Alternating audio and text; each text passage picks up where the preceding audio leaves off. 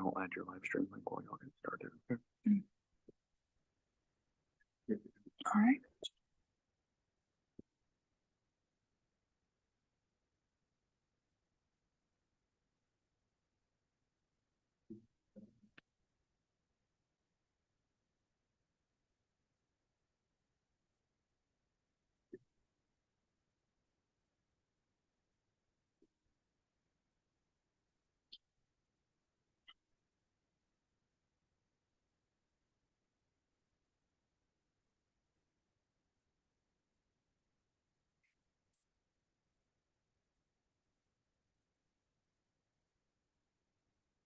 All right, we are clear to start, and then all stop is at 6:53.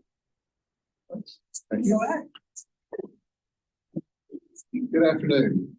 We have today the case of Justice Carbo versus Shooting Star Gun Club LLC. Just for announcement purposes, the plaintiff present at this time. Yes, Your Honor. And is the defense present. Yes, Your Honor. All right. Before we begin, before the trial begins, the court is required to hear an argument on a motion filed by the plaintiff. Are both parties prepared to argue the motion at this time? Yes, Your Honor, the plaintiff is ready to proceed. Yes, Your Honor, defense is ready. Very well. I believe under the rules, each side has 8 minutes to present their argument.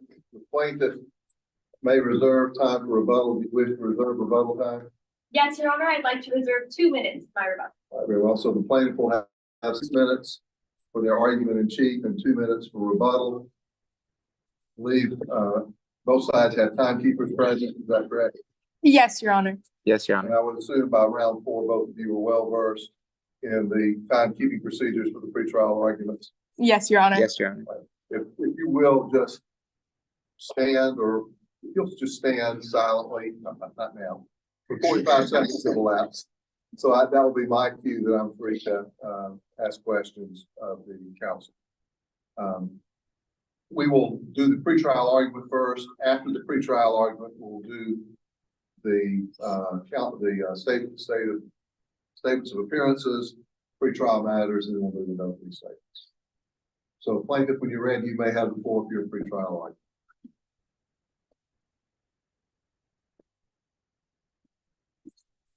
Good afternoon, Your Honor. My name is Jenna Ahuja, appearing on behalf of victims.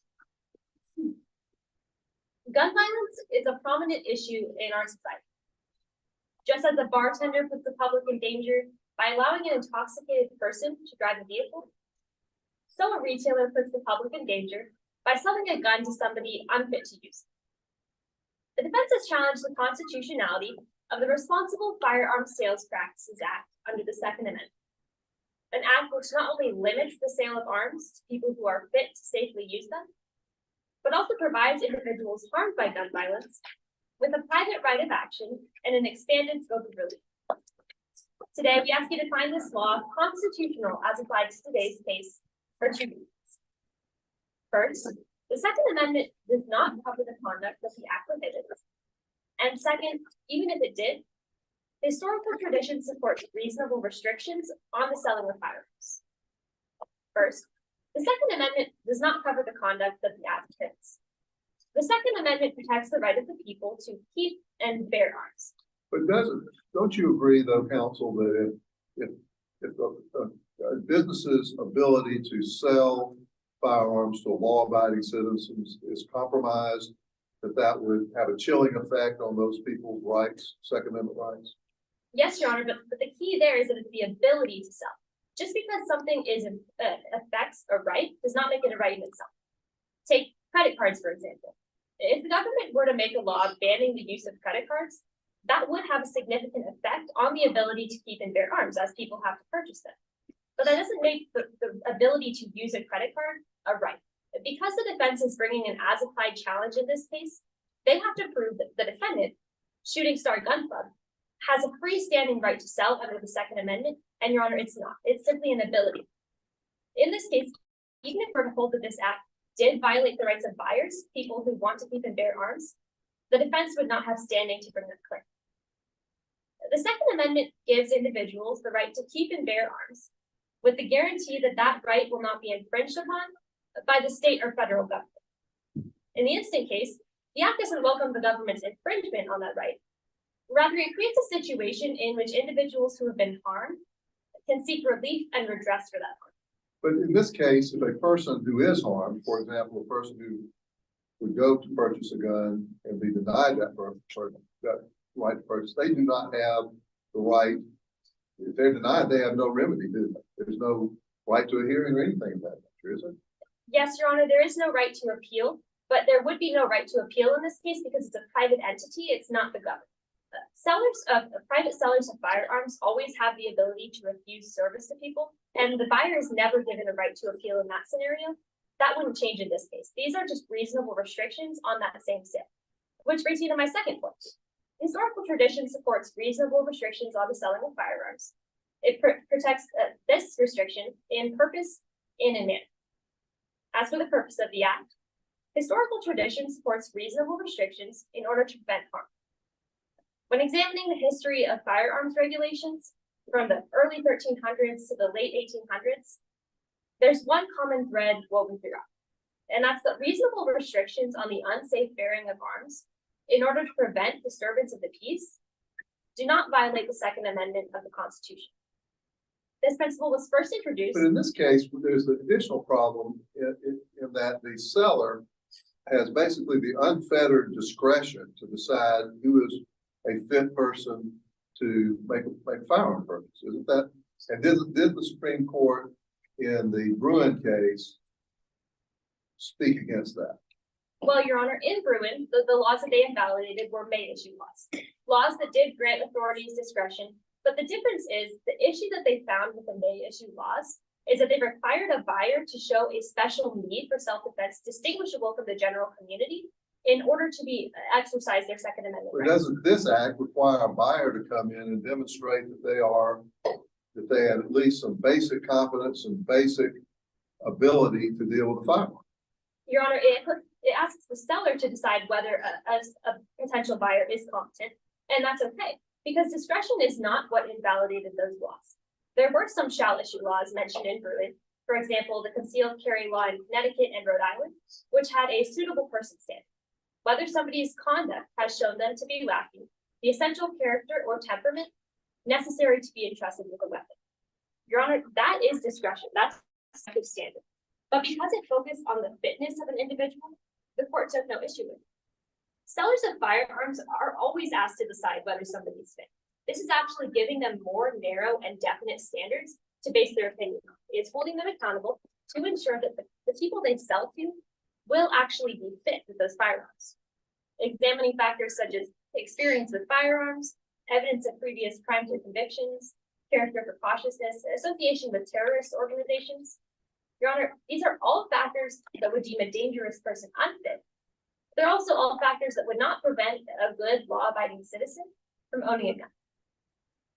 Your Honor, gun retailers must be held responsible for the harm that they cause. And it's for these reasons that we respectfully request that you grant our motion and allow the act in trial. One more question. Of course. What additional remedies does this give your client other than the common law remedy that your client has already raised concerning the negligent hiring and retention? I'm not sure I understand your question. Why do you need the court to consider the statutory argument? Because you also have a count for negligent hiring and retention. Doesn't that satisfy what you need? No, Your Honor, because negligent hiring and retention has to do with the hiring of Drew Cantrell, but it's our contention that Shooting Star Gun Club unlawfully entrusted a gun to Drew Cantrell because he was unfit to use it. And so we want to bring a second cause of action in court today to address that issue. Thank you very much. Thank you. Defense? Yes, Your Honor. Before I begin, I'd like to ask if my co-counsel could assist me in setting up the podium. You may. Thank you. Thank you, Your Honor.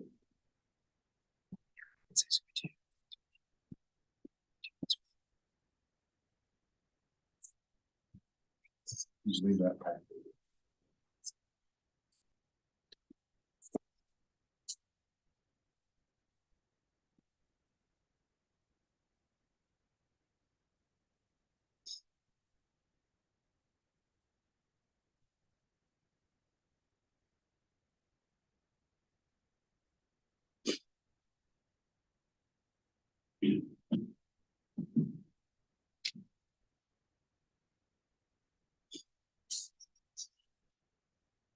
Good afternoon, Your Honor, and may it please the court. My name is Zoe Castaro, and I represent the defendant, Shooting Star Gun Club, in this case. Shooting Star respectfully asks the court to deny plaintiff's motion because the claim under Section 2007 is unconstitutional under the Second Amendment. Shooting Star also respectfully asks this court to exclude Exhibits 16, 17, and 18 because any probative value gained from these exhibits is substantially outweighed by unfair prejudice if the statutory claim is the case. Section 2007, which I will be referring to as the Act, is unconstitutional for two main reasons. Firstly, the Act's subjective criteria imposed upon citizens before purchasing a gun mirrors that of New York's stringent licensing requirements already struck down by the court in New York State Rifle and Pistol Association v. Bruin. And secondly, plaintiff has failed to demonstrate that historical traditions regarding firearm regulations comport with the Act. Go back to the Bruin case for just a moment. In the Bruin case, the person who actually made that decision was a government employee, weren't they? A person whose duty it was to issue a firearms license or not issue one, right? That's a government employee. Yes, Your Honor. In this case, it's a private individual who makes that decision, a person employed at a gun store. Isn't that a very basic and significant distinction of the situation, since it was state action in the Bruin case and no state action in this case? Yes, Your Honor. While there is a key distinction in that Bruin deals with the limitations of firearms possession by government officials, while the Act here deals with the limitations of firearm retailers, these two parties essentially act in a similar manner, as both of these parties become quasi-judicial officials who determine whether or not citizens and individuals can possess a firearm based on subjective criteria. So defense's contention here is that the government officials in the licensing laws in Bruin and the state of New York and the firearm retailers in this case are essentially acting in the same manner. Continuing on to my point in Bruin, we can liken the issue of the stringent licensing requirements in Bruin to the issue at hand here in 2007. Under Bruin's ruling, the court requires licensing requirements to be narrow, objective, and definite. But what we have here in the Act is not narrow, objective, or definite. What language in this Act do you contend specifically violates Second Amendment? Your Honor. As applied in Bruin. Yes, Your Honor. So applying the narrow, objective, and definite test from Bruin, there are several issues here with the Act that are fall under a more subjective category, in which the firearms retailer would have to base their decision off of subjective criteria, such as the maturity, the intelligence, or the general trait of character of the individual. These sorts of criteria are issues which a firearms retailer would not have reasonable knowledge of simply determining the character or the maturity of an individual customer coming into the store. Therefore, basing the sale of firearms off of such subjective traits as these limits the Second Amendment because it fails the definite, narrow, and objective standard of Bruin. Which of these subsections of the Act is the plaintiff contending that you violate? Your Honor, specifically subsection 5, which deals with the definition of unfit, is where these subjective standards that violate Bruin come into play. Thank you. Yes, Your Honor. Defense would like to draw a key distinction between New York's May issue regulations and the Act's language, in that New York's regulations deal with the attaining of a license, while the Act deals with the purchase of firearms. However, these two actions naturally entail one another, and the ability to carry a firearm is contingent upon purchasing it.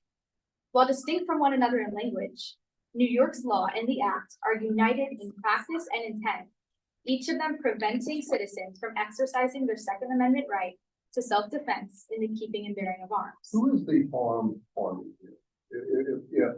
If this statute does violate someone's Second Amendment rights, whose Second Amendment rights does it violate? Your Honor, the party that would have their Second Amendment's right violated in this case are regular law-abiding citizens who would fail to fit the definition of unfit currently applied as this act. Much like the issue in Bruin, where the stringent licensing requirements became too difficult for a regular law-abiding citizen to satisfy, the issue is much the same here in the act, where the subjective criteria limit the ability of a law-abiding regular citizen or individual to purchase a firearm. So that is the party that is harmed in this case, Your Honor. That brings me to my second point, demonstrating that historical traditions involving the regulation of firearms do not comport with the act. The plaintiff has made attempts to demonstrate examples of restrictions on gun sales throughout English and American history within the motion. But it is critically noteworthy that a large portion of the majority opinion in Bruin is a dive into the historical traditions of firearm regulation. There's not one historical law the plaintiff has cited in the motion or in the court here today, which reflects the situation in the case at hand. Isn't this law though simply, basically a codification of long-standing negligence law? In this case, it tends to be applied as negligent hiring, and they negligently hired or entrusted an employee. Isn't that what this boils down to? It's just an embodiment of long-standing negligence law, isn't it? Not necessarily, Your Honor. The defense's contention here in this case is that the act is limiting the ability of law-abiding citizens who would fail to satisfy the definition of unfit as subjective under this act. And therefore, that is why that is not the case. Plaintiff resorts to citing obsolete statutes in the motion, such as the Statute of Northampton, colonial regulations, and other similar case law, failing to acknowledge that these precedents deal with preventing those who are potential breakers of the peace and would cause intentional public terror and injury by attaining weapons. This is an attempt at justifying plaintiff's claim, as the plaintiff Justice Carbo admits that the intended purpose in the acquisition of a firearm was for the purpose of self-defense, while these colonial regulations and statutes the plaintiff has cited do not deal with self-defense or unfitness, but rather deal with the with preventing individuals who would intentionally cause public harm from doing so. Additionally, plaintiff disregards how the case law they have cited has already been addressed within the majority opinion of Bruin, and how the respondents' arguments in Bruin, reflecting that of the plaintiffs here, had already been struck down by the Supreme Court. It is evident that plaintiffs' claims that the act comports with historical tradition are not only insufficient, but also logically disconnected and inconsistent with the majority opinion in Bruin. In conclusion, because of the act's stark similarity to the law struck down in Bruin, as well as the plaintiff's complete failure to cite adequate case law which reflects this case, and that comports with historical tradition, Shooting Star respectfully asks this court to deny the plaintiff's motion and remove any reference to the statutory claim and all associated testimony and exhibits. Thank you, Your Honor. Thank you, counsel. Relieved, the plaintiff is reserved 2 minutes for rebuttal. When you're ready, you may proceed.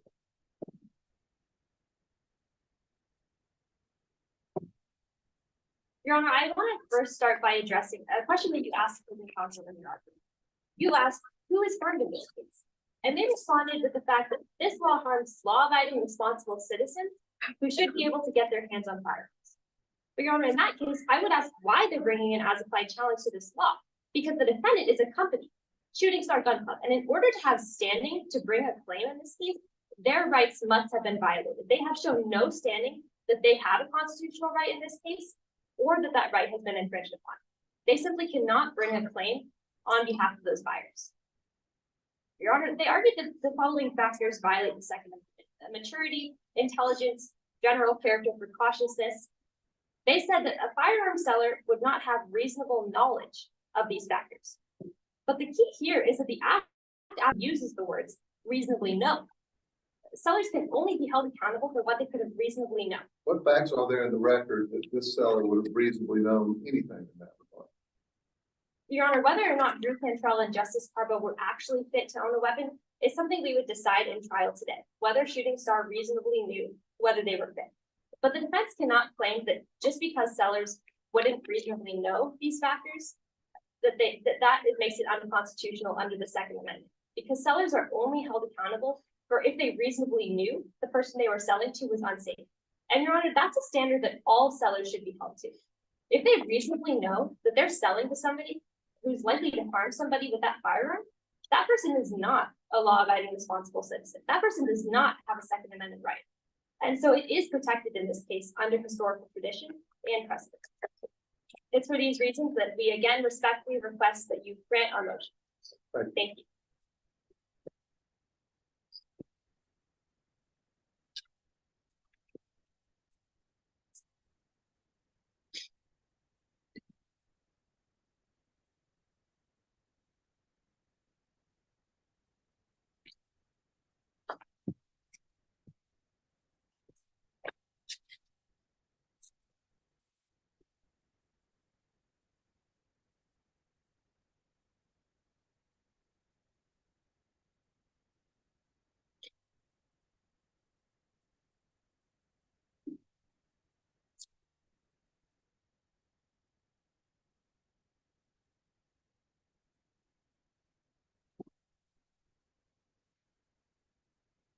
I know, you know,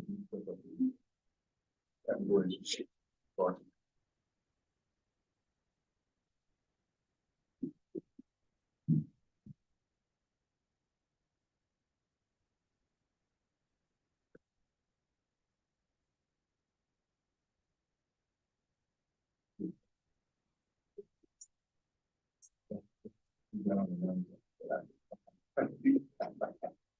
Hold on. Right, thank you. All right, the court has considered the well-crafted arguments on both sides of this case, and they raise very interesting issues.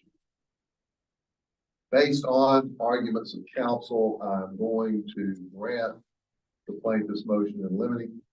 And I'm going to hold that the Imperion Act is not unconstitutional, violating the Second Amendment, so the plaintiff may proceed on both counts of this complaint.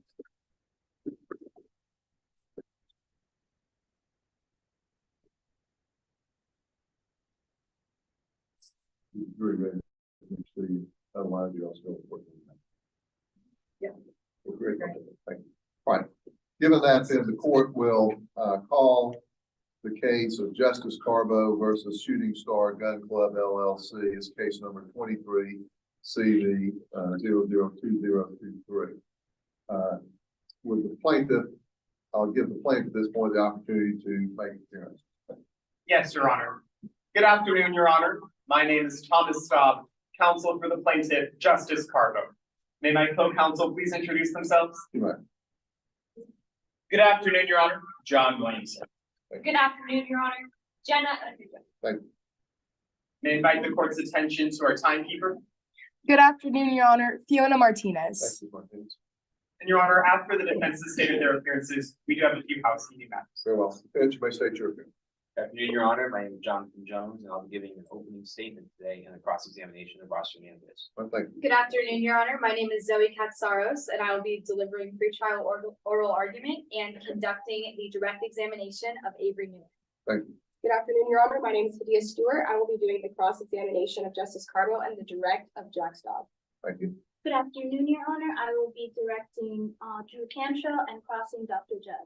And your name is? Fabiana Rodriguez. Thank you. All right, thank you. Thank you, Your All Honor. right. Plaintiff indicated they have some housekeeping matters to address. Yes, Your Honor. According to Rule 615, we ask the court to sequester all witnesses, with the exception of party representatives. In our case, it would be Justice Carbo.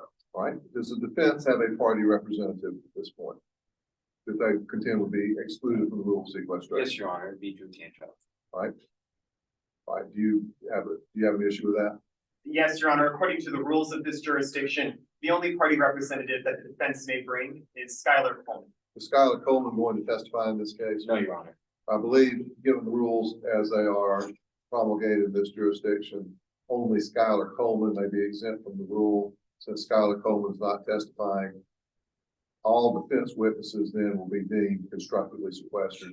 All plaintiff's witnesses, with the exception of the plaintiff himself, would be deemed constructively sequestered. Yes, Your Honor. Next, we ask Your Honor's preference for movement about the courtroom and well during statements and examination. This is your well. Treat it as yours. The only thing that I would ask is if you approach your opponent's witness, please ask permission to do that. You do not need to ask permission to approach your own witness. Yes, Your Honor. Next, we have here a notice of intent to offer character evidence form. Both parties have signed it. Would Your Honor like me to give it to you now? You may approach with that. Well, you've seen that as well, counsel? Yes. Thank you. Thank you. Your Honor, with that, we're ready to proceed. All right, thank you. Does the defense have any housekeeping matters? Yes, Your Honor. First, we have some demonstratives. We just wanted to know if you have any preferences on how we should use those. You may use them however you wish. I would ask that if you use your first of all, I assume that both sides have swapped any demonstratives that you have. Yes, Your Honor. All right, if you do display a demonstrative, if you will, if you'll just angle it where myself and the jurors can see it. Otherwise, you're free to use it how you wish.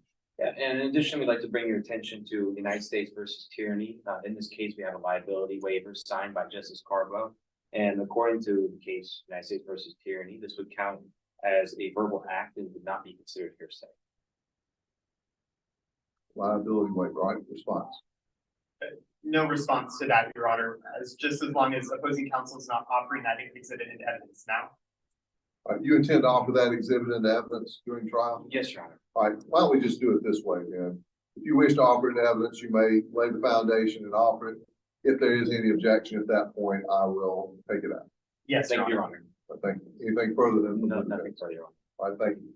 All right, are then both parties prepared to proceed into opening statements at this point? Yes, Your Honor. Yes, Your Honor. But before I begin, I'd ask to move the podium. You may. I think if you rock it back on its heel, on its wheels, it will roll easier. Perfect. Hey, does the defense intend to use the podium today? No, Your Honor, not for opening statement. All right, do you intend to use it all on witness examinations? No, Your Honor. All right, thank you. And plaintiff has no further use of the podium. No, Your Honor. Very well. You may proceed then with your opening statement. Yes, Your Honor. May it please the court. They put a gun in the wrong hands. It's May 28, 2022. And a woman named Justice Carbo has decided to buy a gun from Shooting Star Gun Club. There's just one problem. She doesn't know anything about guns. And so she decides to trust Shooting Star Gun Club. Trust that they know what they're doing. But trust that she's going to be in good hands. Trust that their employees, that they're going to keep her safe. By 11:30 that very same morning, a Justice Carbo is writhing on the ground with a bullet lodged in her leg, carelessly shot by an employee with a history, flagrantly ignoring gun safety. Which is why we brought suit against Shooting Star for their negligence and violation of this law, in putting a gun into the hands of that employee, Drew Cantrell, for putting a gun in the wrong hands. Now, we have the burden to prove more likely than not. Shooting Star was negligent in the retention and promotion of Drew Cantrell, and that this directly led to Justice Carbo's injury. Now, we also have the burden to prove that Shooting Star violated the Responsible Sales of Firearms Practices Act, which states that no person may entrust a firearm to any individual they know is unfit to use it. In today's case, Shooting Star's entrustment of a gun to their employee, Drew Cantrell. We'll meet that burden by proving two facts. First, Drew Cantrell demonstrated that he was unfit to be made safety instructor. Second, that unfitness is what directly caused my client's injury. Now, first, you'll hear that Drew Cantrell demonstrated that he was unfit to be made safety instructor.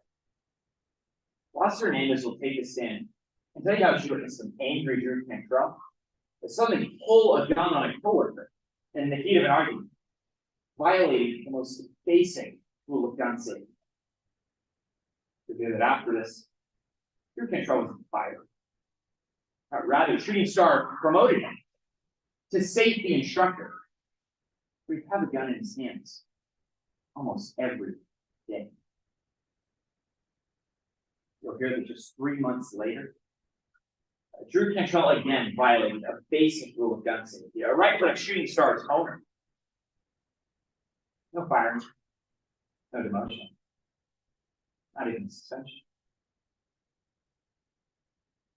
A second will prove that negligent retention and promotion of Drew Cantrell directly caused Justice Carver's injury. And Justice Carver will take us in. And she's going to tell you exactly what happened on May 28th when she was shot. And Dr. Morgan Judd, an expert in firearm safety, will analyze those events. Now, most important out of all their testimony will be the fact that Drew Cantrell, he didn't release his grip on the gun after he was in control of it. That may seem counterintuitive. Why not try to maintain your grip on the gun you've lost control of? Dr. Judd is going to explain to you that is the most dangerous safety violation that a person can engage in. And when Drew Cantrell tried to maintain, keep on gripping that gun, caused the gun trigger to be pulled the second time, and the gun to re-fire. Members of the jury, my client put her safety, her life, in the hands of Drew Cantrell. And the shooting star put a gun in his hands. Justice Carver's safety had nothing to do.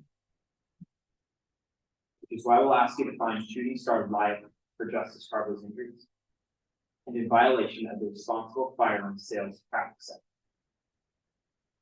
Because they put a gun in the wrong hand. Thank you. Thank you.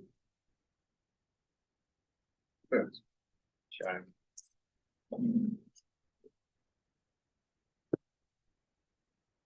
Risk and recoil. Today, you're going to hear that on May 28th, 2022, Justice Carbo decided to voluntarily purchase a firearm from my client, Shooting Star Gun Club and Gun Club, a local store located here in Imperial. Now you hear that on the day of this incident, Drew Cantrell, our firearms instructor, followed all proper procedure, and that Justice Carbo acknowledged the risk involved with the purchase of firearms by signing a liability waiver. Now today's defense is going to call 3 witnesses. First, we have from Drew Cantrell, firearms instructor, who will tell you that they followed all proper procedures that are known in the industry. He'll tell you that Drew Cantrell warned Justice Carbo of the possible recoil, and that, again, Justice Carbo was standing a little too close. Second, you'll hear from Avery Newman, a witness of the accident, who will tell you that Drew Cantrell went through all normal procedures. Justice Carbo was standing too close, and that just didn't go well.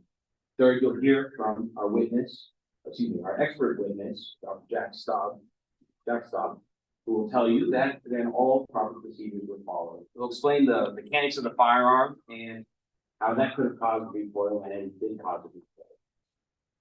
Now, the plaintiff in this case today has a burden of proof of negligence in hiring, retention, and supervision of Justice Carbo by a Shooting Star Gun Club. However, that's beyond the burden of proof, beyond the lines of the evidence. Now, today's defense will show you 2 things. One, that Justice Carbo knew the risks associated with the purchase of the firearm by signing a liability waiver, and 2, that the superseding and intervening cause led to Justice Carbo's injury, thus recoil. Now, in this case today, we ask you to carefully consider the evidence and please find Shooting Star Gun Club not liable. Thank you, Your Honor. Thank you, counsel.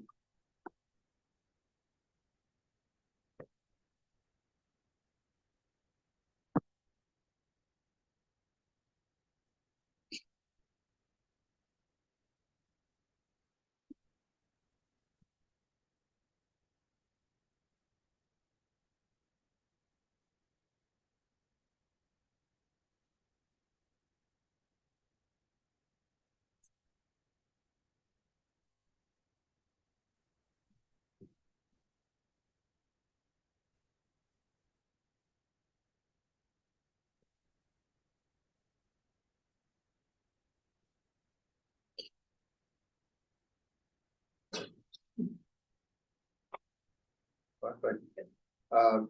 Plaintiff may call your first witness. Yes, Your Honor. The plaintiff calls Justice Carbo to the witness stand.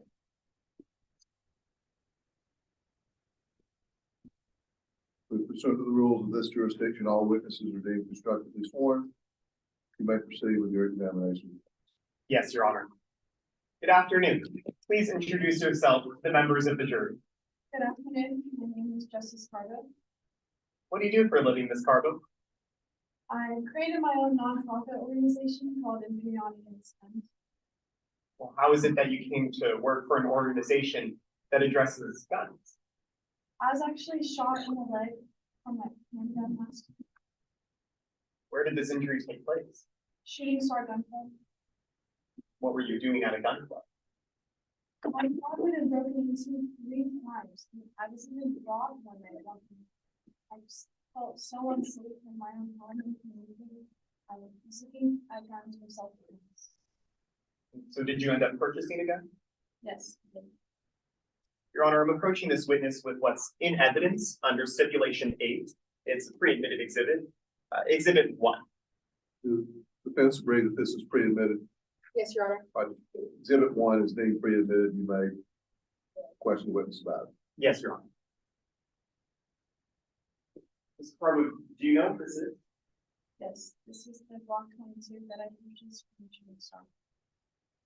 Do you remember who you purchased this gun from?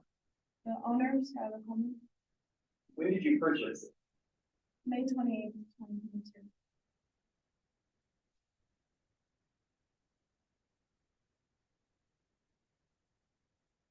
Ms. Carbo, did you leave with the gun right after you bought it?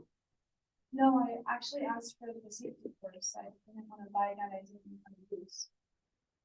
Did Ms. Coleman teach the safety course? No, I was introduced to a Drew Cantrell and they were the lowest. Where did Mr. Cantrell teach the safety course? In the shooting range at Stall 11. So let's get into the course itself. How did Mr. Cantrell start? Just the basic ground rules, and then they went into the demonstrating how to fire. Before he demonstrated how to fire a gun, did he have you stand in a specific place in position to you? Yeah, just a couple feet away to the right, slightly behind him. Would you be able to show the jury where you and Mr. Cantrell were standing? Yes, Would you be able to show the jury what you saw Mr. Cantrell did? yes. Your Honor, if the witness could step down to physically demonstrate where she and Mr. Cantrell were standing and what she saw Mr. Cantrell do. She may do so. So, Ms. Carbo, if I'm standing where you were asked to stand, where was Mr. Cantrell standing? What did you see Mr. Cantrell do when he demonstrated how to fire the gun? He went to aim and then flinched or something and fired the first shot and it swung right into my hand and hit fire again.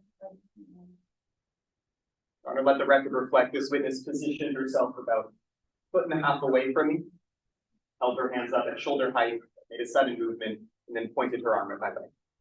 The record will so reflect. Ms. Carbo, you can do this.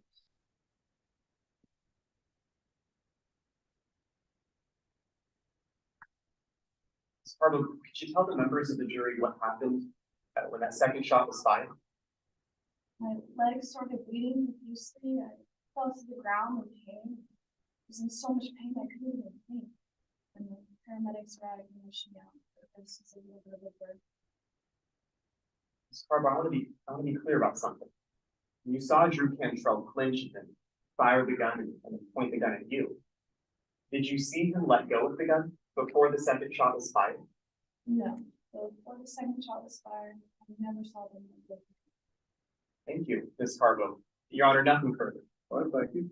Cross-examination. Yes, Your Honor.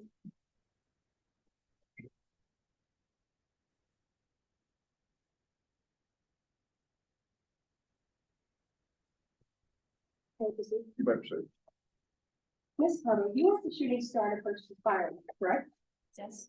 And you heard about this company by word of mouth, Yes. as well as by Yelp reviews. Yes, I did a little bit of my research. Positive Yelp reviews? Yes. And you first reached out to Shooting Star on May 3rd. Yes. Your first visit was on May 14th. That's right. Your second visit was on May 28th. Yeah, they got shot. So from beginning to end, you spent about a month working with students. Yes, I did. So on May 28th, when you first walked into the government, you filled out some of the documents. Yes, I have signed a few people. And one of these documents was a liability waiver. Yes, You would write this liability waiver and show it to you. yes, I would. Your Honor, let the record reflect I am approaching opposing counsel with what has been previously marked as Exhibit 7. All right, exhibit 7, so Your Honor, may I approach the witness? you may, And would Your Honor let the courtesy copy? that's fine, just, if that was admitted, I'll see the one there. You'll need to give the person copy to answer your question, thank you. Have you had time to review the documents that I've used, Carmen? Yes, And you recognize this as the liability waiver that you signed on May 28th, 2022 when you walked into the gun range? yes, I did. It hasn't been changed or altered in any way? No. Your Honor, I now move to offer Exhibit 7 to evidence. Any objection? Yes, Your Honor, under Rule 403, unfairly prejudicial. May I explain? You may. Your Honor, under the case law, McAndrew v. Guard skydiving adventures, the presence of a signed liability release or waiver, like the one opposing counsel's entry, will not serve to bar my client's negligence claim. Therefore, this testimony or this evidence is inadmissible. Your Honor, may I respond? Of course. This liability waiver is able to be entered into evidence to prove knowledge of risk, Your Honor. And as opposed to, or in regards to more prejudicial and probative, this is highly probative as it goes to contributing to the argument for our affirmative defense. You are not offering this to attempt to prove that she is barred from making this claim, is that correct? Yes. All right, anything in closing? Yes, Your Honor. To begin, only paragraph 2 of this waiver concerns what my client had knowledge of. The rest does concern her right to sue. If Your Honor finds that this is being used to show knowledge, I ask that the rest of the waiver be redacted. As far as paragraph 2, opposing counsel is right. They can offer this to show specific risks or dangers. But Your Honor, there are no specific risks or dangers outlined in that paragraph. In essence, this waiver says that the risks are there, but they don't actually tell us what the risks are. And therefore, opposing counsel cannot use it for that purpose. Thank you. Do you agree that, or do you agree or do you disagree that paragraph 2 contains the language that you're relying on to show what you contend is knowledge? Okay. Do you object to opposing counsel's offer to constructively redact the document with the exception of paragraph 2? No. All right, very well. I will admit the document over objection. However, all but paragraph 2 will be constructively redacted. It'll be up to the jury to determine if this in fact does show knowledge. Yes, Your Honor. Thank you. You may proceed. Ms. Carmel, please follow along as I read the excerpt from paragraph 2. I am fully aware of the risks and hazards connected with being on the premises and participating in the gun range. And I am fully aware that there may be risks and hazards unknown to me connected with being on the premises. And I hereby elect to voluntarily participate in the gun.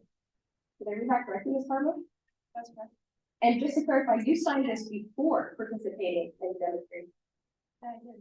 And after reading this paragraph, you were aware of potential risks that would occur from being in the shooting range, I wasn't aware that I was going to be shot by the safety instructor.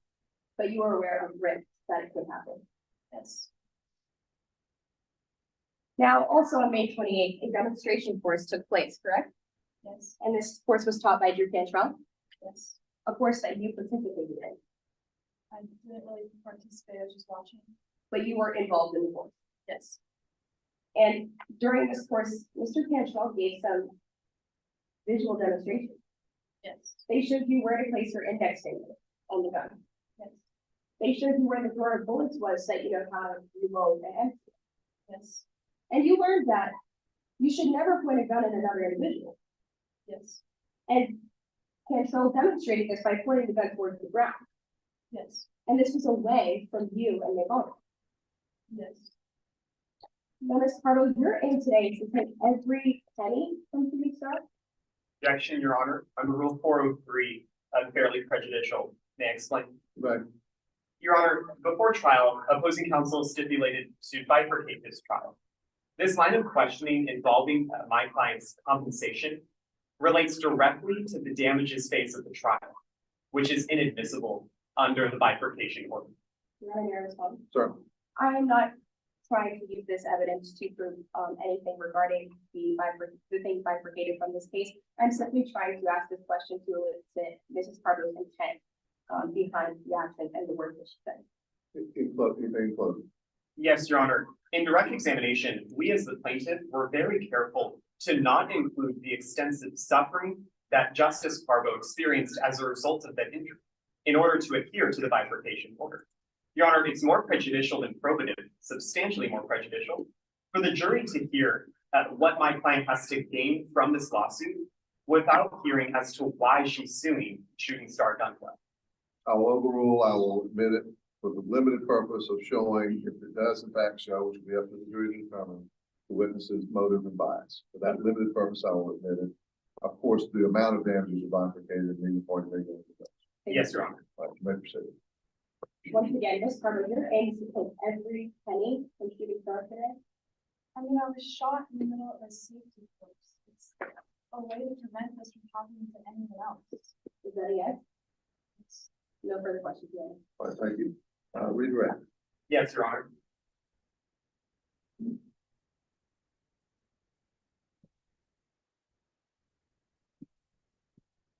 Ms. Carbo, opposing counsel just asked you about a liability waiver. Specifically, they asked if you were aware of risks.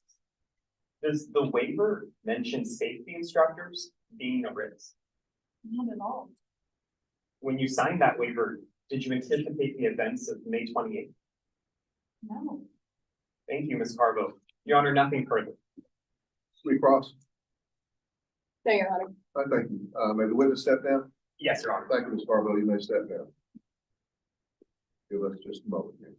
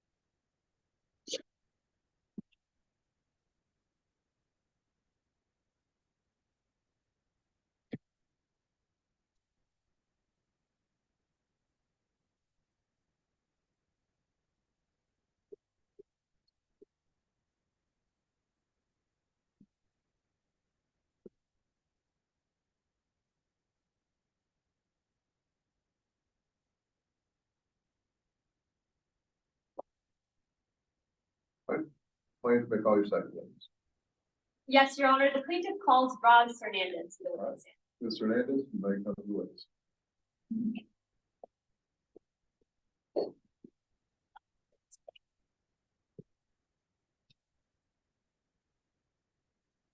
May I proceed? Sir. Good afternoon. Please introduce yourself to the members of the jury. Hi, I'm Roz Hernandez. Where are you from, Ms. Hernandez? Oh, I live in Imperial. I'm a local, lived here all my life. I'm from the New Hoboken area. Do you know Skyler Coleman? Yes, I know Sky. What do you want to know about her? Let's start with how do you know Skyler Coleman? Oh my gosh, where do I begin?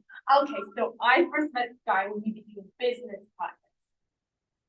Are you saying you own a business with Ms. Coleman? Okay, so I own the business next door to Sky, so it's basically like we're business partners. Business buddies, maybe? Okay, Ms. Hernandez. Well, you mentioned you own a business. Can you tell us what it is? Oh, yeah, so when Sky opened her business, Shooting Star Gun Club, I was inspired.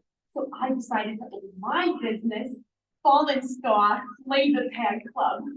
Basically like we're in the same line of work. Well, I want to ask you a couple of questions about Skylar Coleman's business, Shooting Star Gun Club. Have you been there? Have I been there? I practically lived there. Okay, so I've got to confess, not much of a real gun person. Sorry, Sky.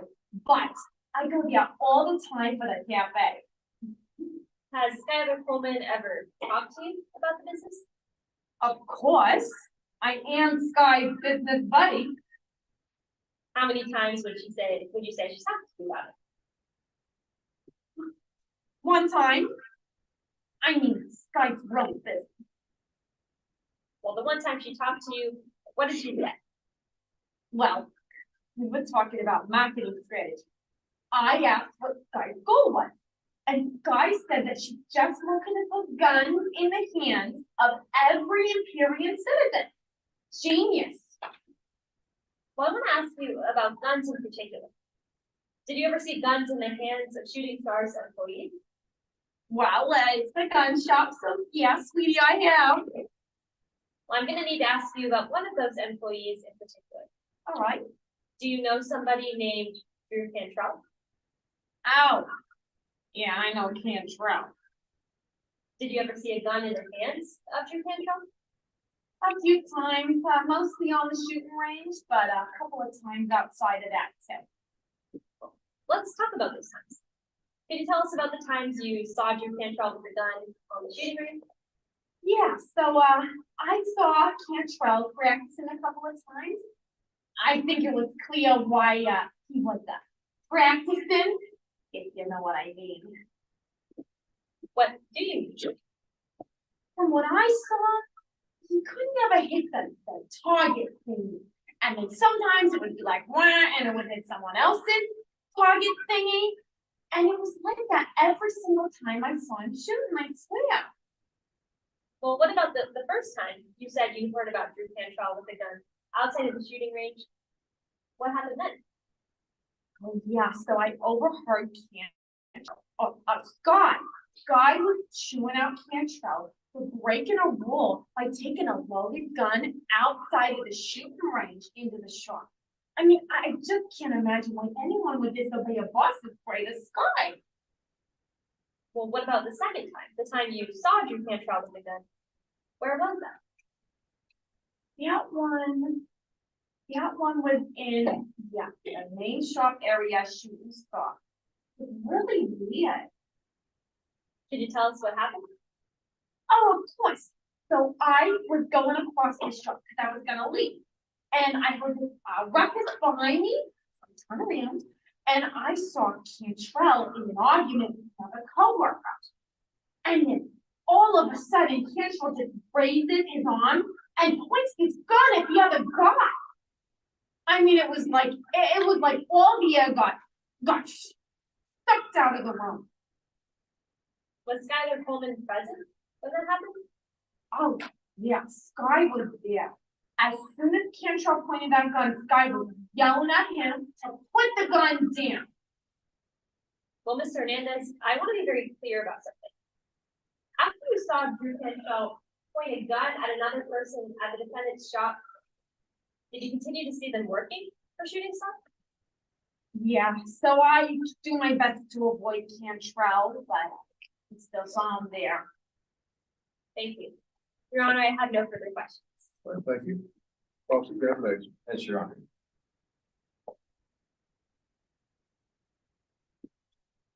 Commissioner Approach, Your Honor. You may. Now, you told us that you're a regular Shooting Star, right? Yeah, I am. In fact, you visit there about 4 times a week. Yeah, as much as I can. And at Shooting Star, you got to know Skylar Coleman pretty well. Yeah. And you say Skylar Coleman has good business sense. Oh, I mean, absolutely. She inspired me. Also, renegotiate your lease, right? Yeah, she did help with that. So practically saving your business. Absolutely. Now, at Shooting Star, you also got to know you can't tell, right? Yeah. But you can't stand you can't tell, can you? No, not really. In fact, you think he's arrogant and smug. That's what I said when I wrote that thing. Oh my gosh, it was so dramatic. You're right. Now, you testified about Drew Cantrell's ability to shoot a firearm, is that correct? I talked about how he missed Todd, yeah. You never shot a gun before. Oh, no, laser tag guns, not real guns. So I mean, you're not familiar with how an actual firearm operates. I know it shoots stuff. Now, you testified about two incidents in this case. In the first incident, you were having lunch and not paying attention, right? I was talking to a friend, but you know, once I heard the ruckus, I was paying a lot of attention. Is that a yes to the question? I'm not before he pointed the gun. No. All right, so go there. You saw Drew Cantrell point a firearm at another employee outside the gun range, correct? I did. It was scary. But that was an unloaded gun. I don't know. Is your testimony today that the gun was unloaded or loaded, or you just don't know? Well, I think Cantrell said something about it being unloaded, but I got no idea what was going on in that gun. Now, for the next question, I just want to ask you, after that incident happened, did Drew Cantrell, was he corrected? Sorry, I don't know what you mean by corrected. Yeah, so did Skylar Coleman ever speak to Drew Cantrell about the incident? Well, Sky was yelling at him after the incident, and then they went into like the back office. So then Skylar Coleman took your interview, right? Yeah, Sky came up to me and asked what happened. You know, he pressed. Okay, now I want to ask you about the second incident.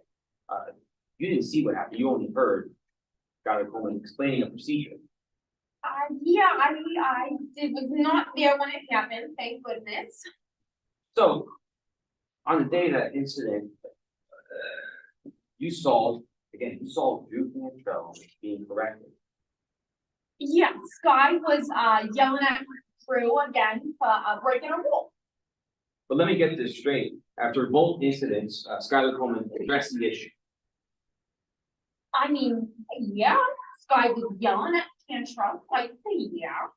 All right, no further questions, John. Thank you. All right, thank you. Redirect, No redirect, Your Honor, Madison speak, yes. feedback, Thank you, Judge. thank you.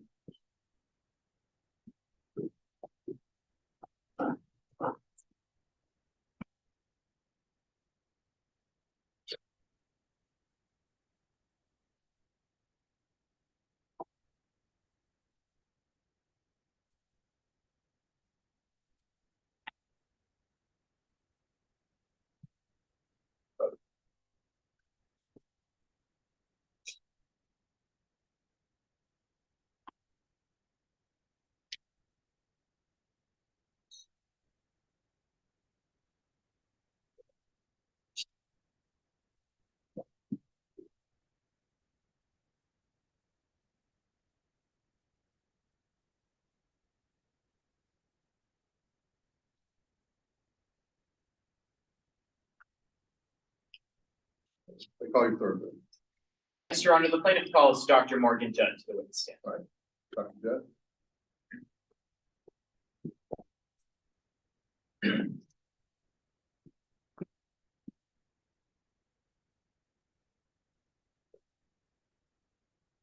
May I proceed? Feedback.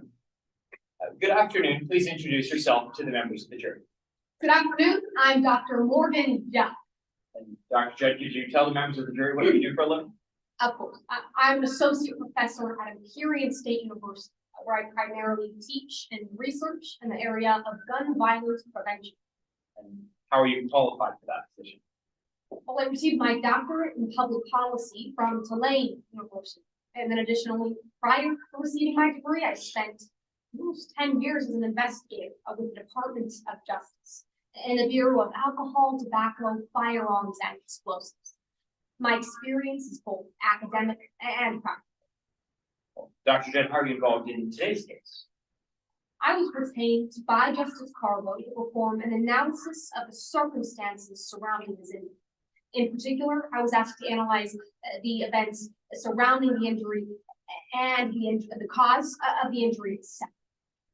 Well, how does your work as a professor qualify you to analyze the causes of a firearm-related injury? Yes, well, one of the most important subjects I lecture on is gun safety.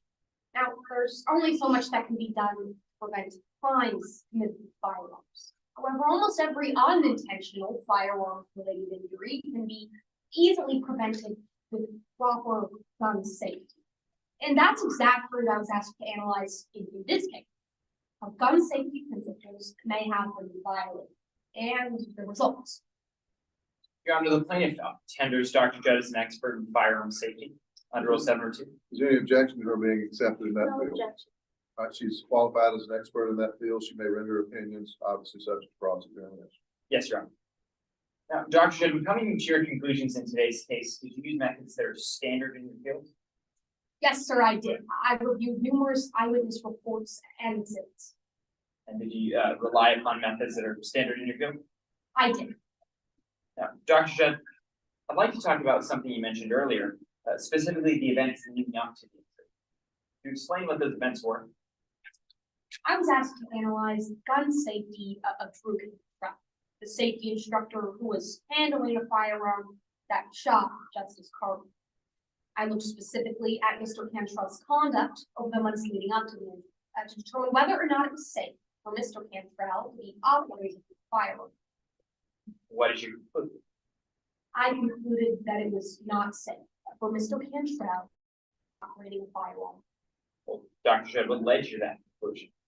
Mr. Cantrell engaged in multiple inexcusable violations of gun safety leading up to the day of the meeting. Did you tell the members of the jury what these violations were? Of course. Mr. Cantrell was reported to have intentionally removed a loaded gun from a firearm. Now, this is a violation of a basic principle which requires that all guns be unloaded prior to being stored or transported. But this was not his most egregious violation. What do you mean by that? There were multiple accounts that Mr. Cantrell, in the heat of an argument, pointed a gun at a coworker. Could you explain the significance of that incident in your analysis? This behavior is an absolutely unacceptable breach of safety, even for the least experienced handler of a firearm. But for a safety instructor to show such blatant disrespect for the rules of gun safety, it's disqualified. Mr. Cantrell should not have been handling firearms. Now, I'd like to move to the second part of your analysis, the cause of the injury. Did you give your conclusion to the members of the jury? I concluded that Mr. Cantrell violated at least two basic principles of gun safety while handling a firearm that shot Ms. Carter, and that each of these violations led directly to the injury. Let's start with that first one. What was the first principle of gun safety that Drew Cantrell violated? Levy stability. Now, handling a gun properly produces a stable platform. Lynching is a response to the anticipation of a gun fired. Now, the evidence showed that just prior to firing that first shot, Mr. Cantrell flinched, creating a dangerous situation in which the gun redirected unpredictably after fire. Now, flinch like this shows a significant lack of training and experience in handling firearms. Well, how about the second principle of gun safety that Mr. Cantrell violated? The second principle is control, and this is by far the most important. In fact, it would be helpful if I could step down to demonstrate this principle to the jury. Of course, Dr. Judd, Your Honor, permission for this witness to step down and make use of the demonstrative aid. It's been reviewed by opposing counsel. You may.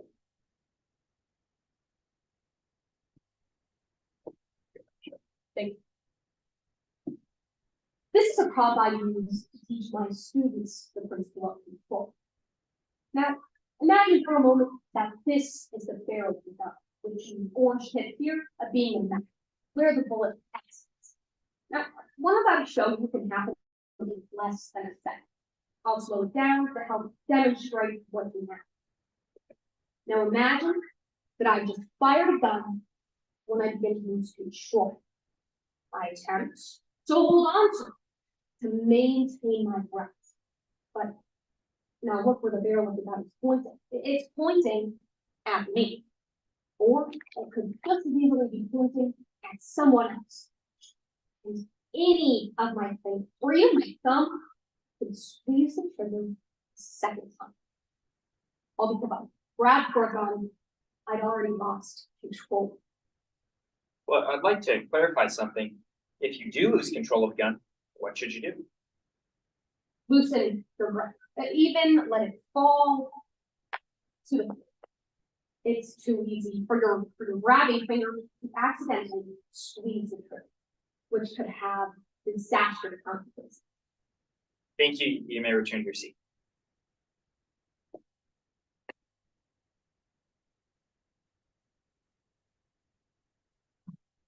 Now, Dr. Judd, how did Drew Cantrell violate the gun safety principle of control in today's case? According to Mr. Cantrell's own deposition, he lost control of the gun. But instead of loosening his grip, he attempted to maintain, to keep on gripping that gun. And it fired again. Mr. Cantrell did the opposite of what a safe gun operator would have done. Given all these safety violations you've identified, did you determine the final cause for Justice Carbow's injury?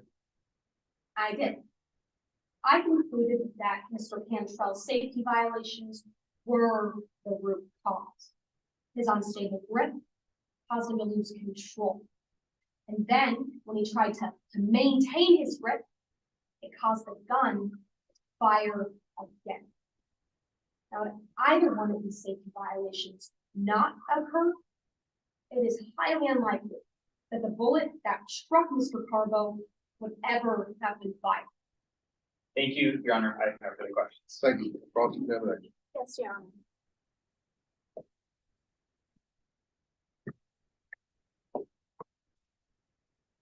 Good afternoon. Good afternoon. You are a firearm safety expert, correct? That's correct. And firearms have affected you personally. That's right. You tragically lost a loved one in a firearm incident. I did, back in 2008. And this changed the trajectory of your career. It did. It opened my eyes to the inadequacy of current gun laws. Caused you to have strong opinions towards guns. It was a factor, yes. And strong opinions towards gun clubs. No, ma'am. Just guns. Towards people who unsafely handle firearms, yes. I'm all for someone who can safely handle a firearm, being able to own it. Let's move on to the analysis of your case. You never went to Shooting Star, correct? No, ma'am, I did. Never seen this gun range in person? No, I relied on the testimony of multiple eyewitnesses and reviewed all those things. But you didn't personally interview any witnesses? No, I did not. And you claim that Drew Cantrell was not a qualified instructor. Based on the testimony of Mr. Cantrell and the testimony of all the other witnesses, that is what the facts suggest. Someone who has been around guns their whole life? Correct. Someone who has a firearm safety certificate? That's right, ma'am. And you have a firearm safety certificate, correct? I do. And this certificate, it shows that you have knowledge of firearm safety. Correct. Let's move on to the day of the training course. In your analysis, you concluded and you reviewed Cantrell's affidavit. Yes, ma'am, I did. You saw that Cantrell gave Allred and Carbo safety equipment. That's right. Reviewed thorough basic safety instructions of firearms. I wouldn't say that, no. Cantrell told Carbo and Allred that they should never treat a gun unless they were intending to shoot it. I'm not sure if I understand your question, ma'am. Cantrell told Carbo to never point a gun at someone unless intending to shoot. Correct. This case is a matter of Mr. Cantrell not being able to practice what he preached. To treat every gun as if it were loaded. Correct, ma'am. To never put their finger on the trigger unless intending to shoot it. Yes. And before firing the gun, Cantrell expressly warns Carbo of the risk of recoil. I believe that's correct, ma'am. Let's move on to the conclusions of the analysis. You concluded that Cantrell flinched prior to the first shot. That's correct. And this is solely based on two witnesses. Yes, ma'am. Two witnesses who have never operated guns before. Based on the testimony of Mr. Carbo and Mr. Allred, who, having not handled guns before, were in fact standing just a couple of feet away from where the incident took place. That's why I decided to rely on their testimony. But they have never operated a gun. No. And Nick Allred zoned out during instruction. That is what he said in his witness statement, yes. You agree that all firearms handle differently. That's exactly correct, ma'am. And you agree that a firearm's recoil can be unpredictable. Yes. No further questions, Your Honor. Thank you. Redirect. Yes, Your Honor. Right. Now, Dr. Jones, opposing counsel asked you about Drew Cantrell's safety certification. Does this certification guarantee that he's going to handle firearms safely? Not in this case. Now, such certification can indicate that one is familiar with the basics of gun safety, but that wasn't the question here. Now, Mr. Cantrell did show some knowledge of the rules of gun safety, as well as a complete lack of respect for these rules. Now, just as a driver's license does not automatically transform an unsafe driver into a safe one, certification does not transform an unsafe guns handler into a safe gun handler. I'd also like to talk about the eyewitness testimony that you relied upon, specifically Justice Carbo and Nick Allred. Why did you find their testimony credible? I decided to rely on the testimony of Mr. Allred and Mr. Carbo, as they were standing mere feet away from when the incident took place. I decided not to rely on the testimony of Mr. Wynn, as she was standing over 30 feet away, was preoccupied and distracted. Thank you, Your Honor. I have no further questions. Recross. No, Your Honor. Thank you. You may step down. Does the plaintiff have any further evidence? No, Your Honor, the plaintiff rests. Very well. I believe under the jurisdictional rules, we are going to take, let me hang on just a second, check one thing before I say this. Yeah, well, we're in good shape. We will take a 5-minute recess. Thank you. Thank you. Yes, Your Honor.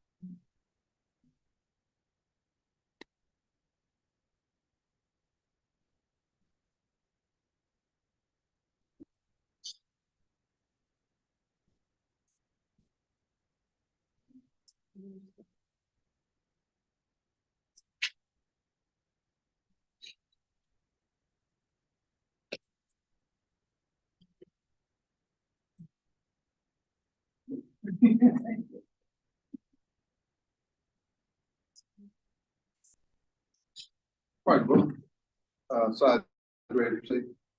Yes, Your Honor, the plaintiff is ready. Mr. Your Honor, the defense is prepared. Defense, you may call your first witness. The defense calls Drew Cantrell to the stand. All right. Mr. Cantrell, if you'll come to the witness stand, please.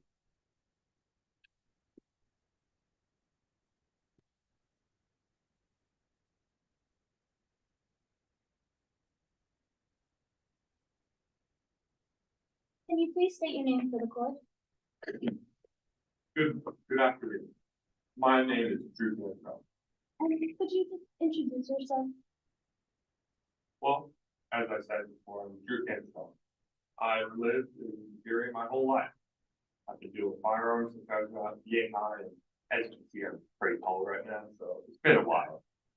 But currently, I'm a safety instructor, so When did you become interested in going to work at Shooting Star? well, I have visited Shooting Star a few times before I applied in June 2020. And when you arrived at Shooting Star, who conducted your interview process? Well, that'd be Mr. Coleman. And what did Coleman ask you about this interview process? Well, Mr. Coleman just asked me about my experience with firearms and if I had managed an inventory, which I had with it. 'Cause I was applying for sales work. What jobs were available at this time? It was only sales work. Let's talk about the first 6 months that you spent. Could you please describe to the jury what your first 6 months working as a sales clerk was like? Well, I worked up front. I handled the register, dealt with customers, and I managed the inventory. That was my job, and I loved it, but I wanted to move on. Did you ever earn a promotion? Yes, I wanted to become a firearm safety instructor because I really want to teach firearm safety because, well, I'm a teacher and I'm not just a preacher.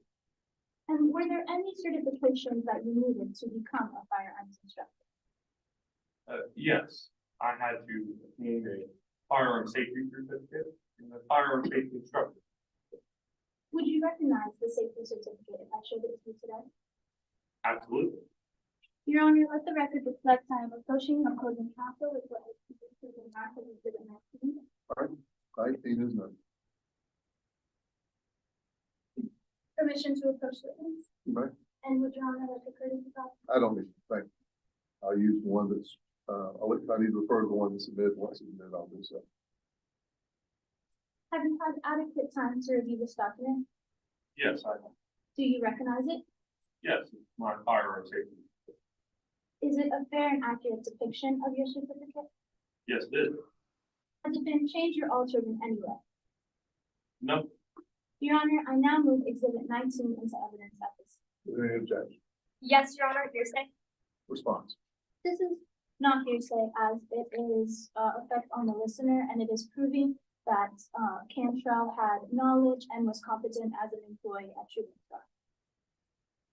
You're using it to show the effect on Shooting Star for No. knowing Mr. Cantrell had this certificate. Yes, Your Honor.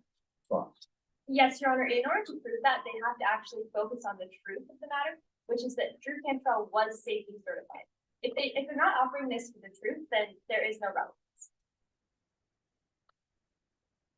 One minute for that very limited and narrow purpose to show that it was communicated to Shooting Star and for that limited purpose alone. Other than that, that's the only reason submitted. The jury may not consider it for any other purpose. Yes, Your Honor. Yes, Your Honor.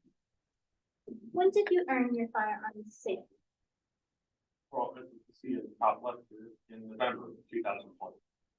And how long did you have the certificate prior to the May 28th incident? About a year and a half at that point. And who issues all firearm safety certificates? Well, the Imperial Department of Justice. Your Honor, permission to publish the evidence to the jury. It is submitted, you may publish. Subject to my ability to instruct.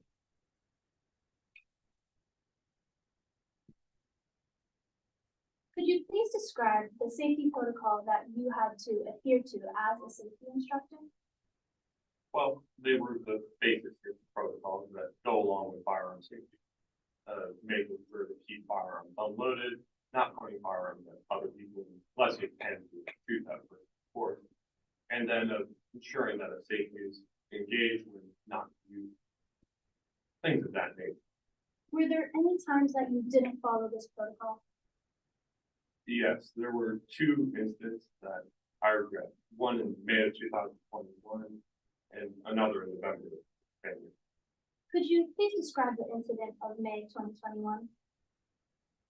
Well, Mr. Coleman heard from someone else that I had somehow pointed a weapon at another person.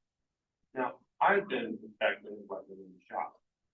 I guess I had it pointed at before, but someone must have seen me and thought I was pointing at someone else. So Mr. Coleman instructed me to not do it again, and I learned from my mistakes. Could you describe the incident of November 2021? Well, I had just finished teaching a demonstration, and I was returning the weapon to the shop. I left it loaded because no one was in the shop. I thought it'd be okay, but I know it's not okay. I need to keep it unloaded when not on the road. In both of these incidents, was anyone harmed? No. And how did you learn from these mistakes? Well, Mr. Coleman ensured that I knew what I had done wrong and ensured that I learned from it. And I did learn from it. Let's move on to the day of the training course. Were you working at Shooting Star on May 28th, 2022? Yes, I was. And were you going to be conducting a training course? Yes, I was. And who were you going to be showing this training course to? Two students that day, Justice Carbo and Nick Allred. Once you met with them, where did you take them? Well, to the gun range, of course, specifically stall 11, where I always keep. How did you ensure their safety? Well, I first and foremost handed them some basic equipment, goggles and earplugs. And then I covered the safety rules, demonstrated how to apply those. Could you expand on the safety rules that you told them? Well, I demonstrated that my weapon was loaded when explaining to keep the firearm unloaded when not in use. It was loaded because it was in use. I'm going to be demonstrating momentarily. And then I showed them to keep their finger off of the trigger except when going to hold the trigger, fire the weapon. Before demonstrating how to hold the gun, did you offer any additional warnings? Yes, I warned them that oftentimes the beginner will tend to flinch in anticipation of recoil. And how did you prepare to minimize this recoil? Well, I was prepared to maintain a firm grip on the weapon and absorb the recoil in my arm and shoulder. While demonstrating how to conduct the training course, did you position Carbo or Allred in any way? Yes, I did. And would you recognize a visual aid of this positioning if I showed it to you? That I would. Your Honor, let the record reflect I am approaching opposing counsel who has previously been marked as Exhibit 2G. Right. Let the record reflect I am approaching the witness. The record will so reflect.